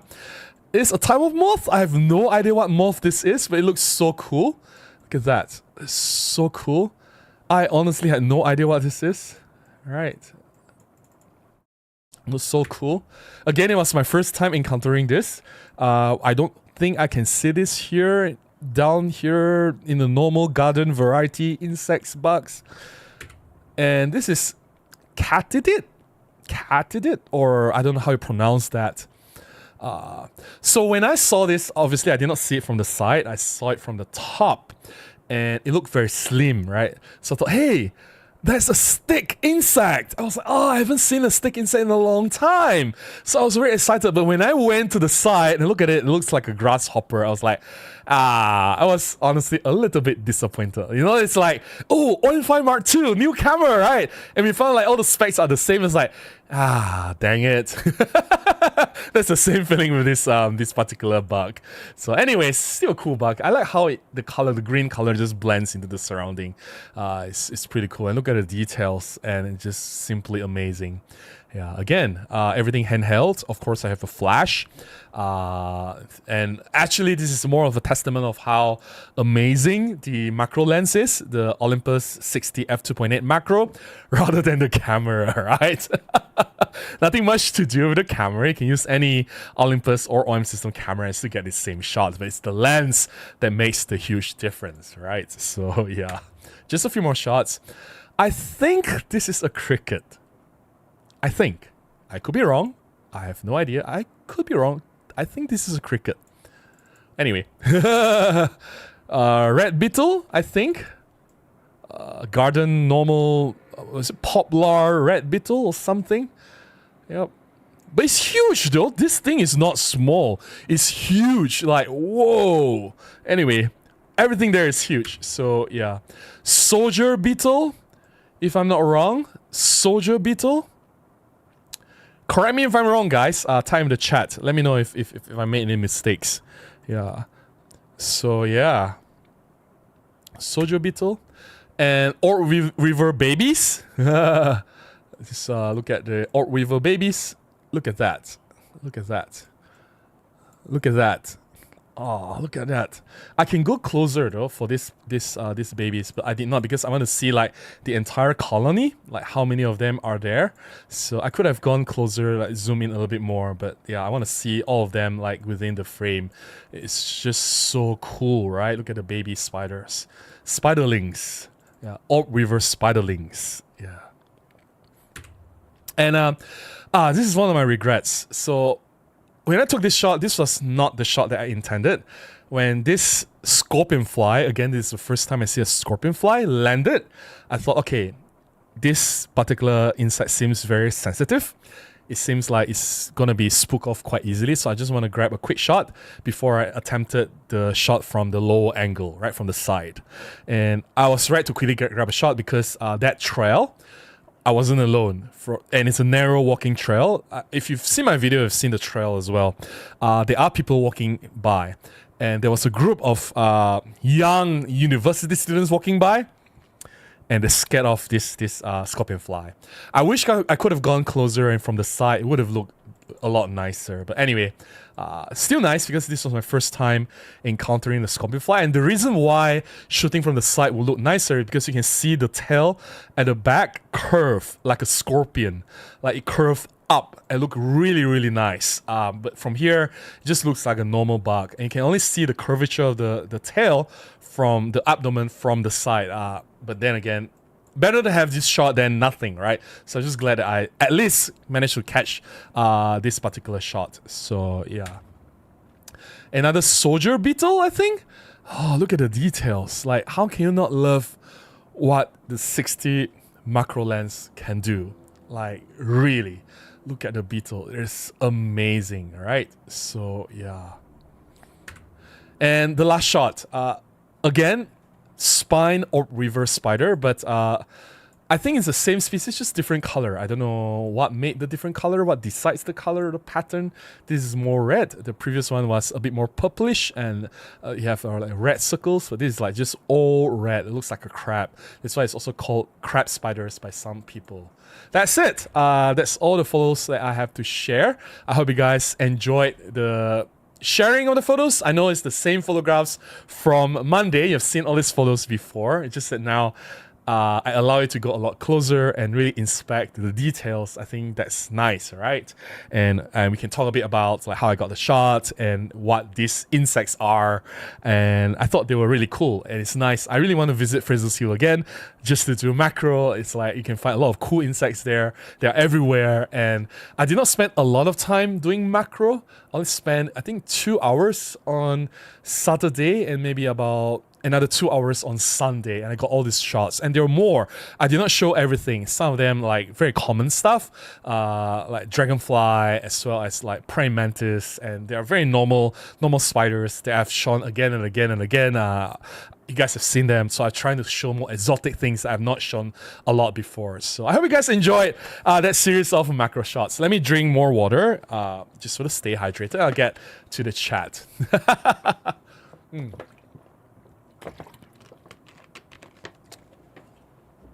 All right, let's see if there's any members chat. We have a few.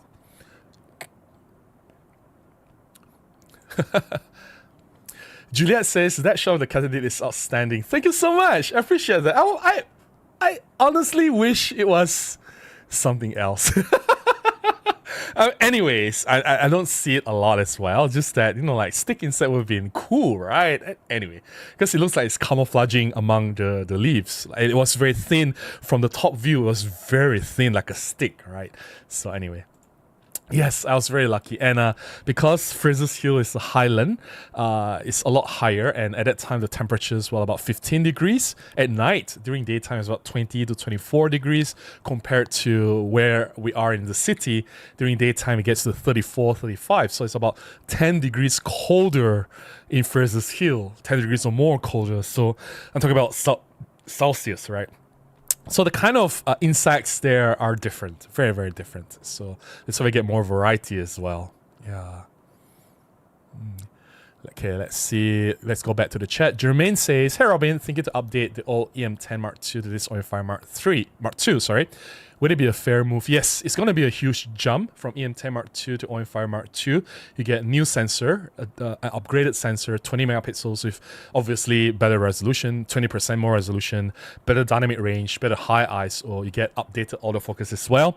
You have face detection autofocus that enables tracking for moving subjects, continuous autofocus, a lot more effective. You get a host of new features as well, like Pro Capture Mode, handheld high-res shot, I said Pro Capture Mode already.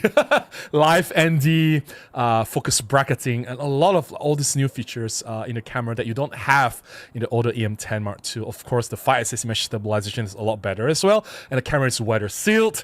The EM10 Mark II is not weather sealed. You get 4K video. EM10 Mark II doesn't have 4K video. Like every single thing in the OM-5 Mark II is a huge improvement over the EM10 Mark II, right? And you can use the OM-5 Mark II as a webcam. It's like if I'm gonna list all the improvements, it's gonna take me like half an hour. So everything is improved. So yeah, no regrets whatsoever. I think it's a good decision to go there. Thank you so much, Andrew. Appreciate the kind words. Yeah. Okay. Jordan says, "Is there any update on image stabilization?" It's the same as the one in the OM-5, as far as I understand. Eric says, "OM will shine only when they focus on tiny cameras." Yes, that's why I think that the OM-5 Mark II will still have a place in the market. I don't think there's quite an alternative at that price range with the set of features in such a small, compact body, right? That's why I think OM-5 Mark II will do really, really well. Hey Yumi, how are you? How have you? Hope you're well. I'm doing all right. Quite busy recently, but doing quite all right. Yeah. Once says, "Rob is my hero." Thank you so much, Once. I appreciate that. Sweet Pudgy Panda says, "Hello Robin, I have an opportunity to buy a used EPL9. What are your thoughts on this camera as a carry around camera? Thank you." I think EPL9 is fantastic. No complaint whatsoever. It is quite a capable camera even by today's standard. Amazing autofocus, very good image quality. It doesn't have viewfinder. If viewfinder is important to you, then maybe that's what's missing. It has 3-axis image stabilization, which is more than good enough for basic shots. I think it's a fantastic street photography camera. I think it's a great everyday carry, casual lifestyle camera. I think it will be a great travel camera as well. If you do travel a lot, you want a tiny camera to bring around, and if you have small lenses to match, like all the prime lenses, it will be fantastic. Yeah. Wolfie says the Canon R3 went to $4,000 to went from 4,000 to 6,300 US dollars from inflation, a competitor to OM Mark 1 and Mark 2. Canon 200 800 is still huge and heavy and expensive compared to 100 to 400. Yeah, I did use the 100 to 400 to shoot some birds, and surprise, surprise, it handles very well on the OM-5 Mark 2. I have no issue whatsoever. I was shooting for hours and hours, so no issue whatsoever. Marsha says, "I remove the camera from the tripod when I walk around." I know, right? Like, why introduce unnecessary pressure or torque or movements or dynamic load on the camera's tripod base plate? It doesn't make sense. Hey Santex, how are you? Hope you're doing good. I'm doing well. Thank you so much. Tomorrow is a public holiday. Are you going anywhere for a photo walk? Tomorrow I have to work. I have a shoot tomorrow. Yeah, so I can't stay on this live stream for too long. I need to sleep soon. Early call tomorrow for a shoot. So yeah, you go and have fun, son. Takes like holiday for you. So please go and enjoy yourself. Do some shutter therapy. Anopong says, "I think the single point attachment like the peak design clip introduced force in direction that tripod mount did not design for. Also vibration when it bounced due to movement." Right? There's vibration, there's torque, there's shear force, there's rotational movements. There's so many different kinds of loads, which normally a tripod never had to handle, right? So yeah, Sunday says, "If the EM5 Mark III and OM-5 had this color creator," yes, Color Creator was introduced in EM10 original, if I'm not mistaken. Let me see. Romy Wong Color Creator. I talked about this before. I made a video about that. Let's see. Romy Wong EM10. Is my review still up there? Okay. Let's see. Let me just find this quickly. EM10. If I can find it. Oh, it's not. Maybe it's not in EM10. Sorry. It is in EM10. Just that why I don't have it. Interesting. Let me see. I have different parts of the review. So part 1, I was talking about handling 3-axis IS and new Zuko lens. Hooray! So I have links to part 2 and part 3. Okay. Part 2. Give me a moment, Santix. High ISO shooting. Oh, is it in EPL 7? I can't remember. Anyways, yeah, it has been around since quite long ago. Or was it in... let me see. Color Creator. I knew I didn't make a huge deal out of it because I honestly think it's just... in a way, it's a gimmick. Much like Fujifilm's film simulation. I don't think too much about it. So, yeah. Can't even find my own articles. Kind of sad. Oh, was it in EM10 Mark II?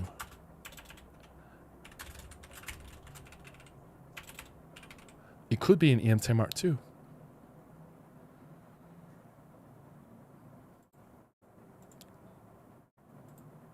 Oh, it's in EM10 Mark II. Right. Sorry, it's not an original EM10.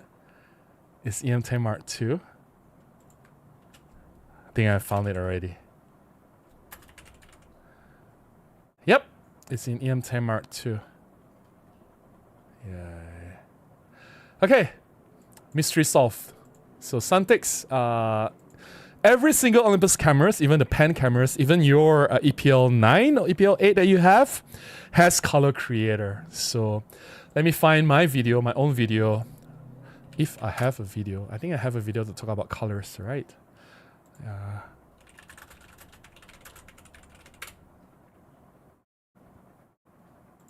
Let me see if I have it here.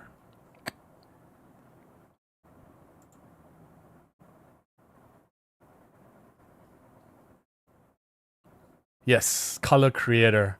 So I made this video in 2020. Half a month after I saw I look so different here. So yeah, it's one of the parts of this video, Color Creator. So Santis, you can look at this video after this stream if you have time. Alright, so check out that video. Alright. Let's see if there's any members chat. Nope.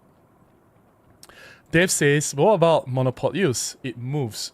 Monopod is just like this kind of movement, right? It doesn't go up and down. I mean, come on.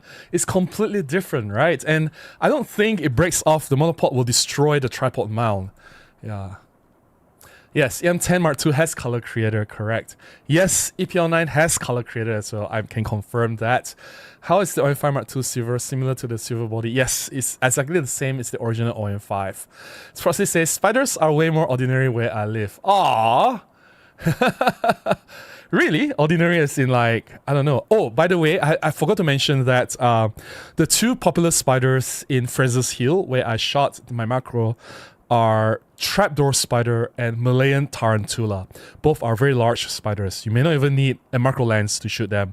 But I know that if I spend more time looking for them, because they're usually hiding, they burrow under the ground or holes at the wall.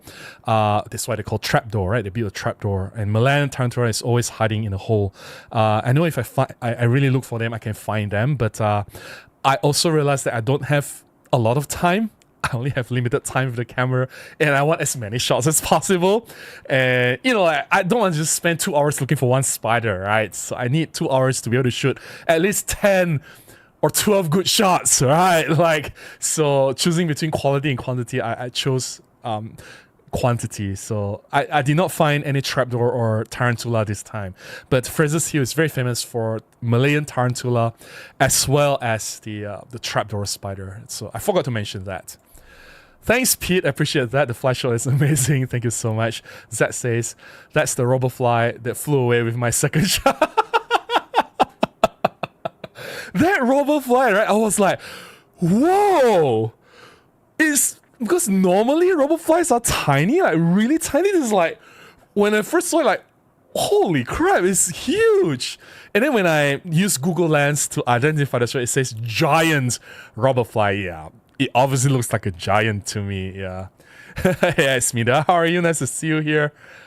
Yumi says, the macro photos are so detailed. Thank you so much. Oh, it's because of the lens, right? It's the Olympus 60 f2.8 macro, which is a fantastic lens. Thank you so much, the great Vanzini, for the super chat. Really appreciate the support.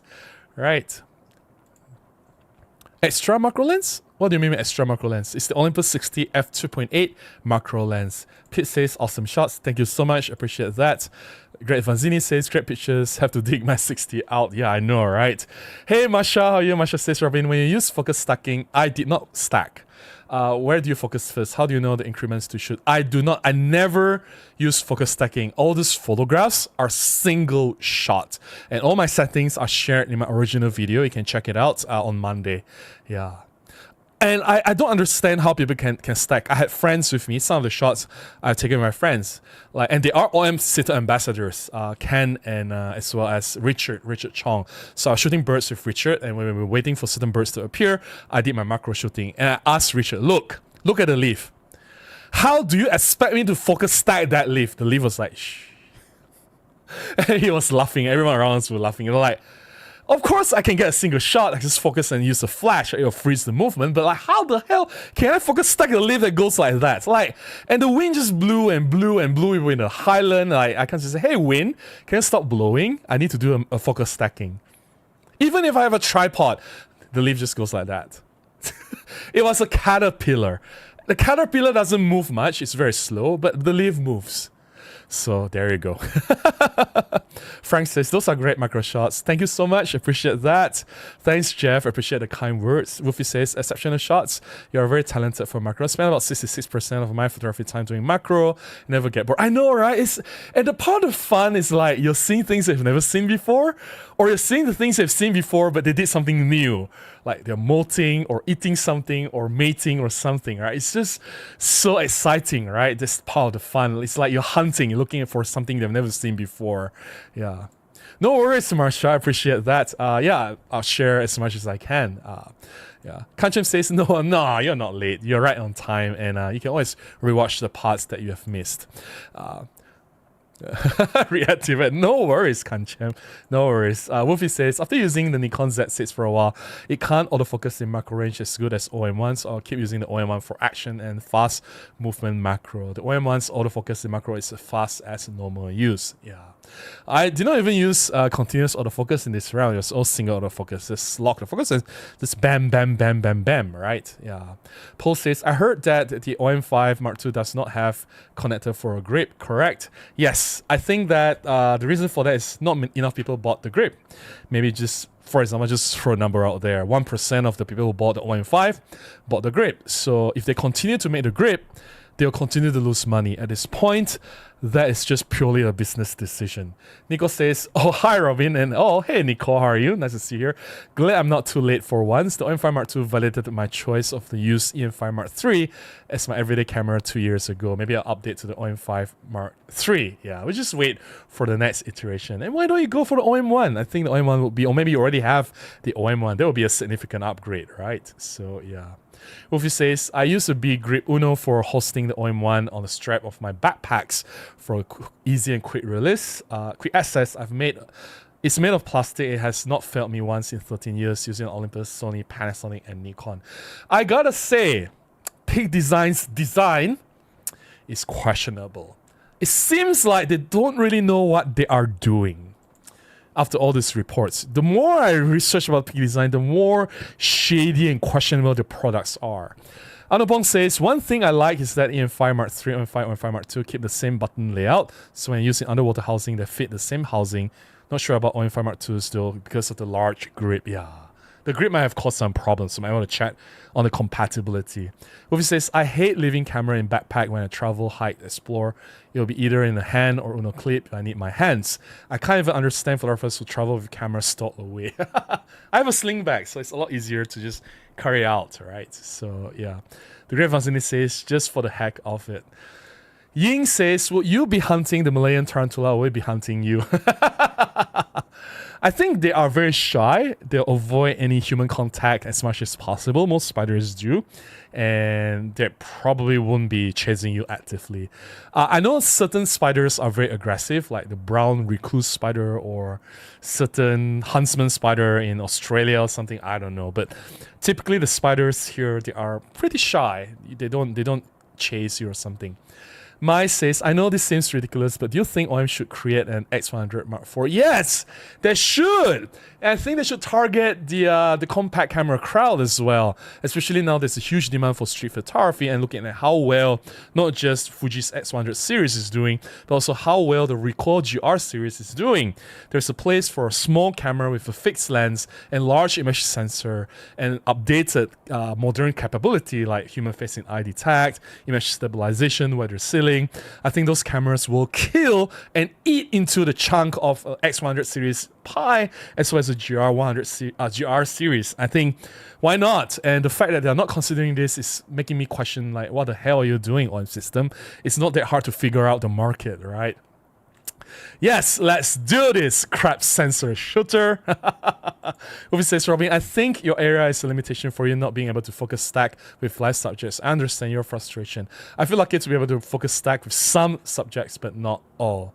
Yeah, it's just the wind is blowing, right? Or the subjects are moving. Like, I was talking about the caterpillar, but yes, it's slow, but it still moves, right? It still moves. And a lot of things, like the caterpillar didn't move, for example, but a lot of things, they do move. And like just now, the beetle, the head will be like moving around. I take a few shots, right? From one shot to another, all the head positions are different. So how do you stack that? It's just impossible. All right. Just want to tell a few stories about the bird race before we cap off for the night. We have a bit of time, but let me drink some coffee. And keep the chat coming as well. So this bird race is the 36th annual event at Fraser's Hill, and the reason why they do it in Fraser's Hill is because that place is very diverse. We have like 250 birds there. Oh, we have a super chat. Why is it not showing here on my... I can't highlight your chat here. I can see the super chat, Ying, but I can't highlight your chat. I don't know why. So sorry about that. Why I can't highlight it? Oh dear, my chat window froze. I will need to fix something. I can't see new chats anymore. Let me see live chat. Ah, there it is. Thank you so much, Ying. Appreciate that. Bring back the Olympus stylus. Yes, Olympus stylus. But I think those like compact cameras with tiny sensors, they are gone. But I think this is possibly for cameras with larger sensors. But thanks for the support. I was talking about the bird race event. So there are 250 species, and this particular event has been ongoing for 36 years.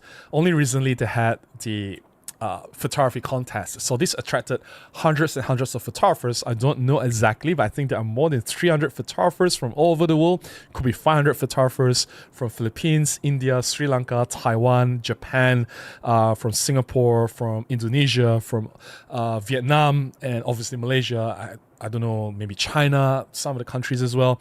Everyone coming together in this place for this contest. It's nice to see everyone coming together. And I'm also very proud to see the Malaysians doing what they can to help, because obviously this is Malaysians' turf, and the Malaysian photographers, the winners, especially the one that won number 1 and number 2, I didn't know they were the winners. They will win at that time, but I've seen what they do. They actually helped the others a lot. People ask a lot of questions like, oh, what bird is here? When can we expect? What do we expect to see? Where should we shoot?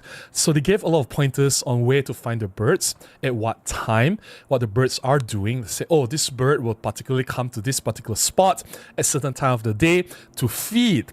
And you have to be here from 4 to 5 o'clock. And after that, you won't see this bird again, which is amazing. And they'll share as much information as they can with everyone. They genuinely want everyone to get the shots because a lot of these photographers, they travel from far. And I feel like there's this community spirit that everyone is helping each other. And everyone there is just trying to have a good time, to find these birds and to see the wonders of nature, right? And be able to capture that is a bonus. And to see it, everyone coming together, to see the Malaysians helping each other. I'm so proud to be a Malaysian and to see Malaysia hosting this event and having it so well organized. And I hope it is, everyone's having fun because I can see from the faces that everyone's enjoying themselves. I'm actually very proud and I'm very privileged to be able to witness this. Although I'm not a bird photographer, I'm not a birder. I don't do bird photography, but being a photographer, being a Malaysian, being able to see this, I was very, very happy. And YL Camera was very smart to become a partner or a sponsor for this event and to bring all the brands together. Canon, Nikon, Sony, Fuji, everyone, Sigma, Tamron, Panasonic, OM system, everyone is there to sell the products. Not only to sell, but to allow the photographers to come in and to borrow whatever they want. Like you can go into OM system booth and say, I want to try the OM Mark II and the 100 to 400 lens. Or I want to try the new OM-5 camera and the 150 to 400, for example. But of course, you have to sign certain contracts, certain agreement with them. Maybe you have to surrender certain documentation, like your driver's license in exchange for the product, purely for safety reasons. But yeah, you can try anything you want, and not just OM system. You can go to Panasonic's booth, you can go to Canon, Nikon, Sony, Fuji. They have the latest products there as well. Oh dear. Something I totally lost my chat. Give me a moment to fix this. Wonders of live stream, all kinds of problems can happen, but yeah, the experience was very positive, and I'm sure I'm gonna go back to Fraser's Hill again. Maybe, I don't know if I should be tagging along the Wild Cameras team. Special thanks to Wild Camera for allowing me to tag along. It was very kind of them. Hopefully I didn't cause too much trouble. Hopefully, let me just fix this quickly. Live chat and get this, copy. Live chat, paste. Okay, this should work now. Where were we? All right, let me get to the chat. I'll answer a few more chat and then we'll call it a night. I do need to wake up early tomorrow, right? We still have about 108 people watching. On my control panel is about 111. Crab Sensor Shooter says, agreed, GM5 is so outdated. I need something that is tiny and powerful enough. Yeah, and I don't know why Panasonic isn't tapping into this market, because obviously there's a huge demand for GM5, GM1 series camera. And obviously if they sell one with updated image sensor, with new processor and technology, with human face and eye detect, face detection autofocus, I think that will definitely sell really well in the market, right? Mine says X100 and GR are so overpriced, or we should capitalize this and undercut the big dogs. Point and shoot micro four thirds will be way more practical and more compact than any X100. I know, right? And make it weather sealed and put in the 5-axis image stabilization, right? It'll instantly kill the X100 series camera. Ruby says, Robin, here is a macro tip. When you go out and pick up for a roll of rocks, wood logs, you'll find critters sensitive to light. They are outwardly creatures. They are absolutely stunning. But I do shoot at night though. They are nocturnal creatures. They only come out at night and they do different things at night, which is very interesting. Like they usually molt at night, change the skin, and they hunt at night. So you get more action at night as well. So yeah. Let me say, sorry I froze the chat. I got excited about macro and tapping too much. Nah, it's not your fault. Keep the chat coming. Yeah. Thomas says, it would be nice if we could change the presets on file names. Looks so confusing. I thought you can, right? I thought there is a way to do that, although I've never tried it. But I could be wrong. Yeah. Andrew says, yes, please bring back tiny cameras like GM1, GM2, and Pan Mini. I agree. We definitely need those cameras. Juliet says, I love my GM5 too, but wow, it could be so much better. I know, right? I still have a GM1, and yeah, it could be much better. Yeah. Time check. It's 7 minutes to midnight. Let me drink more water. It's getting a bit warm in my room. I'm sweating a little bit. Just want to make sure I stay hydrated. I don't fall sick. Keep the chat coming, guys. Just a few more before we call it a night. Any stories I want to share? I remember I have some stories I want to share. I forgot.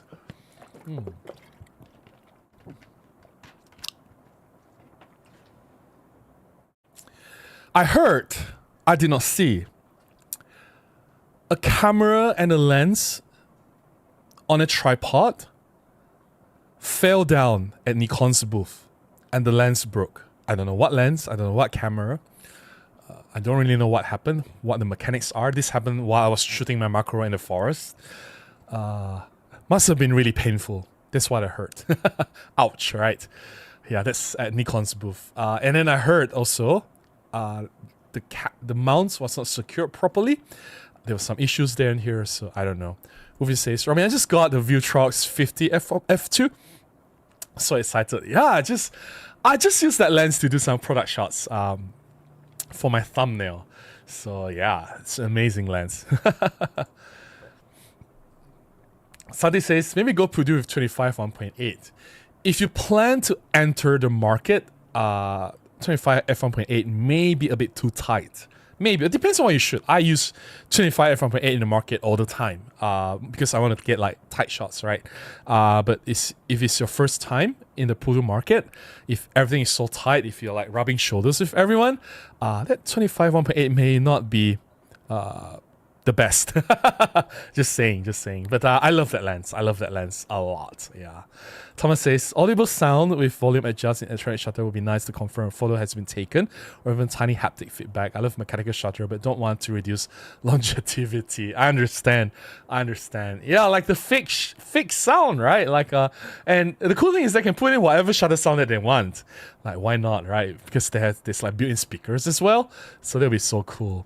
My says, IPX-rated point and shoot will be insane for everyday carry. I love the GR, but the retracting lens is actually a failure point. Yeah, it also attracts dust and causes the dust to be sucked in and be on the sensor. And you can't even clean it, which is crazy, right? You have a camera that you can't remove the lens, and yet you have dust on sensor problem. I think that's a big problem on it. I think it's a manufacturing defect, right? Yeah. Yes, thank you so much, Nico. And I remember the file name can be edited, right? Just I never bothered editing the file name, really. Yeah. Salvanov says, question, reason for going members only? Forgetting the grassroots support your channel and not judging. Members only, why not? So they allow members to chat with me more directly, right? And I still allow all my videos to be seen by everyone. So like here, members, a lot of the members want to chat with me more intimately, more directly, so why not? And members, if you're still here, why not? And I still have like members only live stream and non-members only live stream. So members only live stream is only once a month. So non-members live stream is every week. And you here chatting with me shows that I still support all of you, right? So why not? And I don't see, so the only privileges, 3 privileges that you get, right, from members only, like if you join as a member, you get to see my videos 24 hours before everyone else. If you're a non-member, you still see my videos anyway. You just have to wait 24 hours, right? You get priorities to responses or comment replies. So if a member, I reply to your comments first, right? I still reply to everyone. I still reply to every single chat, right? That's what I'm doing here. I don't skip anyone. I still reply to every single one. It's just that if you're a member, I reply to you first. I think that's fair, right? Because you're paying. And finally, the third one is members only live stream. So why not? Like, we get to chat more, right? And if you want to chat with me, I have this every week. You get to chat with me as well, right? So yeah. Andrew says, I just got a pre-loved Pan EP3 for Dirt Chip. Just used to have a Pan in my collection. Good for you. And EP3 is still a fantastic camera. Original Jump Track says, is there a noticeable difference in quality between 25 1.2 and 25 f1.8? I have made a video about this. Let me see. Robin Wong, 25 mm f1.2.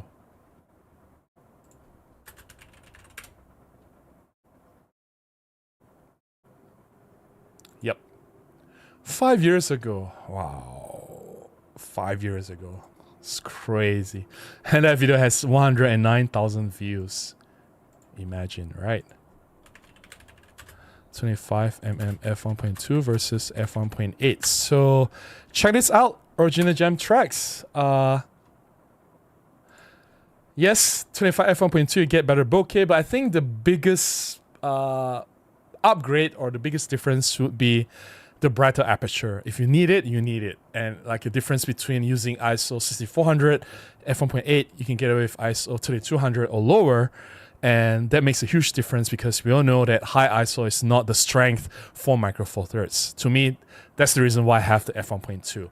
Other than that, I think the 25 f1.8 is fantastic. I use the 1.8 for my street photography. I prefer it to be smaller, more compact, lighter. So sharp already. Bokeh doesn't really matter to me. I don't use bokeh a lot, and if I need to, I can still blur the background with f1.8 anyway. So it's not really so much of the shallow depth of field. It's more of the low light performance of the f1.2, and it does focus better in low light as well because it allows more light to come in. Yeah. Mika says, membership is just another revenue stream, so why not use it?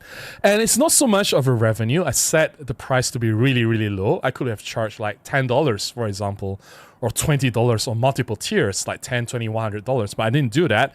I just set it at $5.99, and I thought it's pretty fair. If you want to support me, support me. If you don't want, you don't miss out anything, right? I still chat with you. I reply to every single person, right?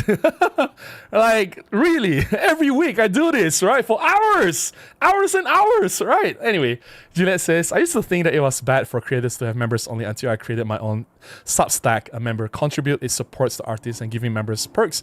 It's a way of saying thank you. I know, right? Like, if you want to support, you support. If you don't want, I'm not asking you to, right? So that's fine, yeah.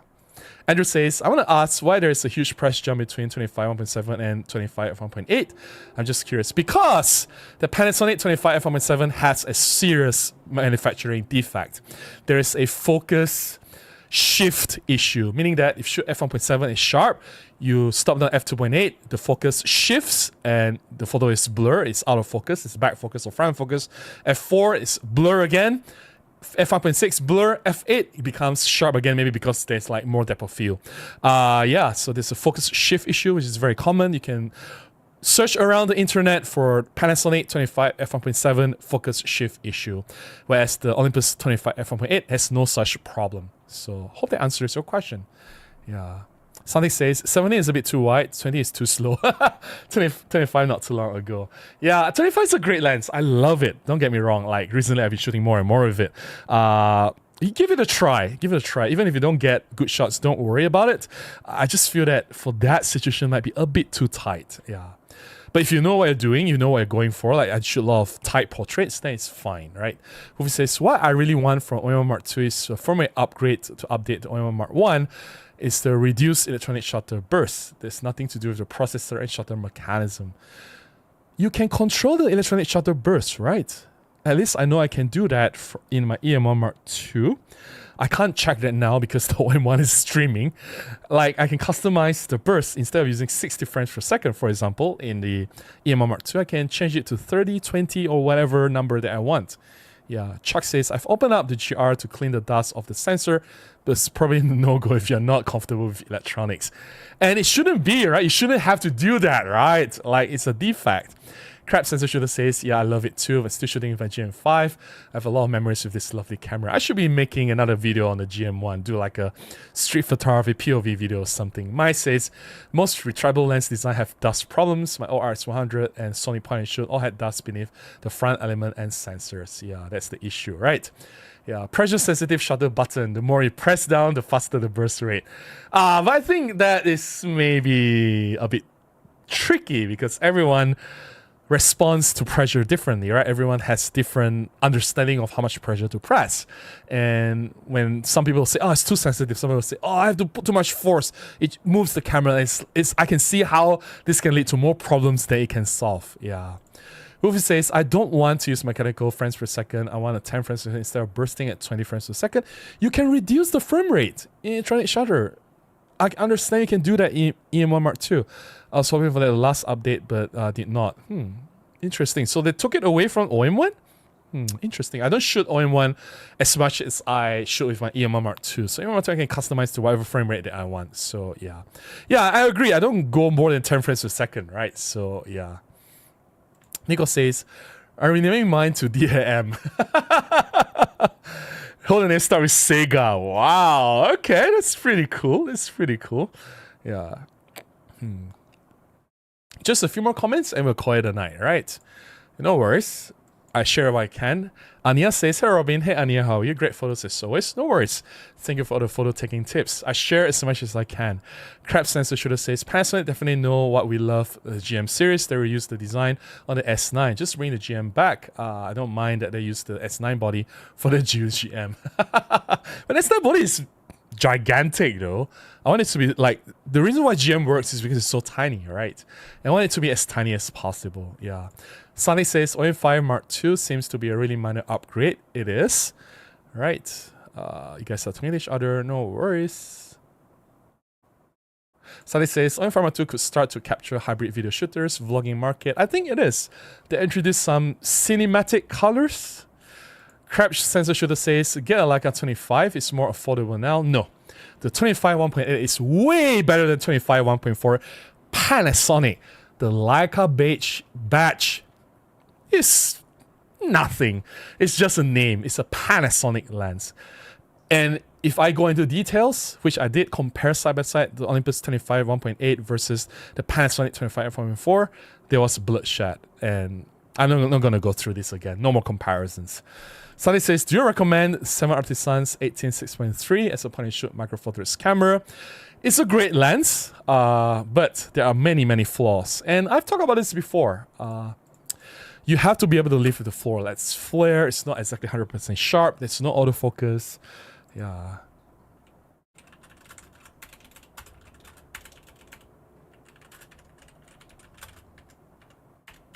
So check out my video here.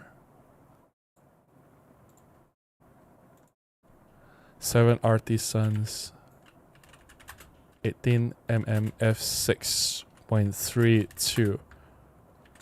So check this video out later if you have not. Suntix. I share everything that I can there. It's a good lens to keep everything simple and as light as possible, but there are some flaws that come with it as well. So yeah, just make sure you're aware of it. Your Great Vanzini says, I always felt Nikon had the best half press. Not really. I thought Olympus is fine. I thought Canon is better than Nikon. Anyway, everyone has their personal preferences. Wolfie says the build quality of the Virtuos 50 f2 is so nice. Well made, solid, lightweight. And it's plastic, right? It doesn't have to be metal all the time. It's barely bigger than the 25 f1.8. It is bigger than Olympus 25 f1.8 though. Like twice the size, right? I just can't wait to see image quality. Image quality will blow your mind. It is amazing. Yeah. Wolfie says the slowest electronic reverse OM1 is 20 frames per second, but sometimes I want 10 frames per second to put a feature in OM1 Mark II, but they update the OM1 Mark I with it. I understand. Yeah. Thomas says, Robin, would you take the OM5 Mark II over EM1 Mark III? But they're both different cameras though. Why you want to compare like a camera with a DSLR grip? With a camera that's designed to be small, right? Like if I have an EM1 Mark III, I'm going to use it for professional jobs. It has dual card slots, it has proper beefy gripping, and then it has better image stabilization. Overall, it's like it's a professional grade camera, right? I'm going to use it in that environment. I'm not going to use the OM5 Mark II to shoot a client's job, for example. It doesn't have dual cut slots, which is a no-go for me, right? But if I travel, if I have two cameras, I'll pick the OM5 Mark II versus the EM1 Mark III because it's smaller, lighter, I can pack into smaller bags better, fitted smaller lenses. Like the OM5 Mark II, I'm not going to handle larger lenses. I know I showed that I use the 100 to 400, which is no issue whatsoever, but 100 to 400 is going to handle better in the EM1 Mark III. So both cameras are very, very, very different, right? So yeah. It's haunted. Previous chat disappeared. No worries. Mine says, if people really wanted Leica optics, Panasonic bodies would be an afterthought. Yeah, Panasonic Leica. It's not really Leica. It's just Panasonic with the Leica name on it. Leica just earns extra money. Panasonic gets like, hey, we have a Leica lens, but it's not really Leica lens. Leica has nothing to do with those lenses, honestly. So yeah, Crab Sensor Shooter says, oh, I just got a copy of Leica 25. Panasonic 25. Sunny says if they can get the transmit system incorporated into OM system, would be great. This is the microphone, right? Why would you want to use that? Use a lavalier microphone or shotgun microphone from Sennheiser or Rode or so many microphones out there. Wolfie says, sorry, my bad. Just check the menu system again. It can go down. Sorry, my mistake. Yeah, it can go down, right? Like, I remember it was in the EMMR2. Like, I don't understand why would they remove it in OM-1. Original Jam Track says, for anyone in the chat in London, there's an OM system demo in London. Camera exchange tomorrow. You can see the OM-5 Mark II and get the £50, £50 discount voucher. Amazing. Glad that they're having this event in London. You guys can check it out. Go for it. Yeah. Sadi says, there's also a Singapore image, SG image. Sharper than 7 Artisans? I haven't heard about this before. So they say if you've got the chance to review and compare them, nah, I don't think I will. Not gonna spend money on this though. Andrew says even the smartphone is plastered with Leica branding. I know, right? With Hasselblad, Leica, with whatever, with Zeiss. Like really. Crab Sensor Shooter says, I know that S9 is gigantic, but since Panasonic is not going to make a new body dedicated for Micro Four Thirds, they should though. Like, I don't know what they're doing. It seems so obvious and it just doesn't make sense, right? Yeah. Viper Gamoga says, I need a wide lens. Would you recommend Olympus 918 or Panasonic 818? Wow, both are very different lenses. The Panasonic 818 is a lot more expensive than Olympus 918. So if budget is a concern, go for the Olympus. If you have a bit more cash, go for the Panasonic. The Panasonic is definitely sharper. It's f2.8, f4. It's weather sealed. The Olympus is not. So just depends on how much money you have. Original Jump Track says, I must say though, the Panasonic, not Leica. You guys keep throwing in the word Leica. Like, I'm like, come on, it's not a Leica, it's a Panasonic lens. 200 f2.8 is one of the best lenses I've ever used. It seems like Leica level, nah. Do you ever understand what really Leica level quality? Leica, it's not about sharpness. Leica lenses are never sharp. Do you realize that? When you talk about sharp, that is so anti-Leica. Leica is all about character, about the organic look, about the bokeh, about that film-like, about those rendering, like the 3D rendering. It's never about sharpness. You talk about critical sharpness, that is totally not Leica at all. Yeah. Yeah, just came back from Japan and EM1 Mark III was great, but I'm now considering the OM-5 Mark II since it looks like it can do almost everything that EM1 Mark III can. Just want to go down in size and weight. Yeah. And of course, the EM1 Mark III is going to be more robust, right? Because it's magnesium alloy and the OM-5 Mark II is not. It's the tripod mount breaking if you use the pig design capture clip. Yeah, so... Mike says, like a badge, Panasonic phones feel like slapping an M Beige on the M Beige badge on a regular Mercedes or BMW. I know, right? Like, it's just a name. Like, come on, guys. It's a smaller lens brand. Never heard of it, though, Santix. Ying says, is there a reason for OM Mark 1 isn't discontinued yet? Why should you discontinue it? Is the camera is only 3 years old, right? I think it will be discontinued maybe after 5 years or 6 years. It's only 3 years old. It was launched in 2022. If you discontinue it now, I think the OM1 people will scream. Wolfie says, Robin, have you seen the Vutrox 85 1.4 Pro reviews? The lens is absolutely stunning for the level of Nikon, Canon, and Sony, the high-level lenses, just $600 US. Yeah. I think Vutrox is killing it with all the lenses. I don't think there are any bad Vutrox lenses so far. I'm quite happy with it. Yeah. What is the list of lenses with 3D pop? I know 17 is not. The 25 1.8 has some really good 3D pop. 45 f1.8, amazing, amazing. 45 1.2, you can afford that. The 12 to 40 has really nice 3D pop rendering as well. 60 f2.8, not so much. It's very flat, but it's for macro, right? You want the details, the sharpness, but it's just flat.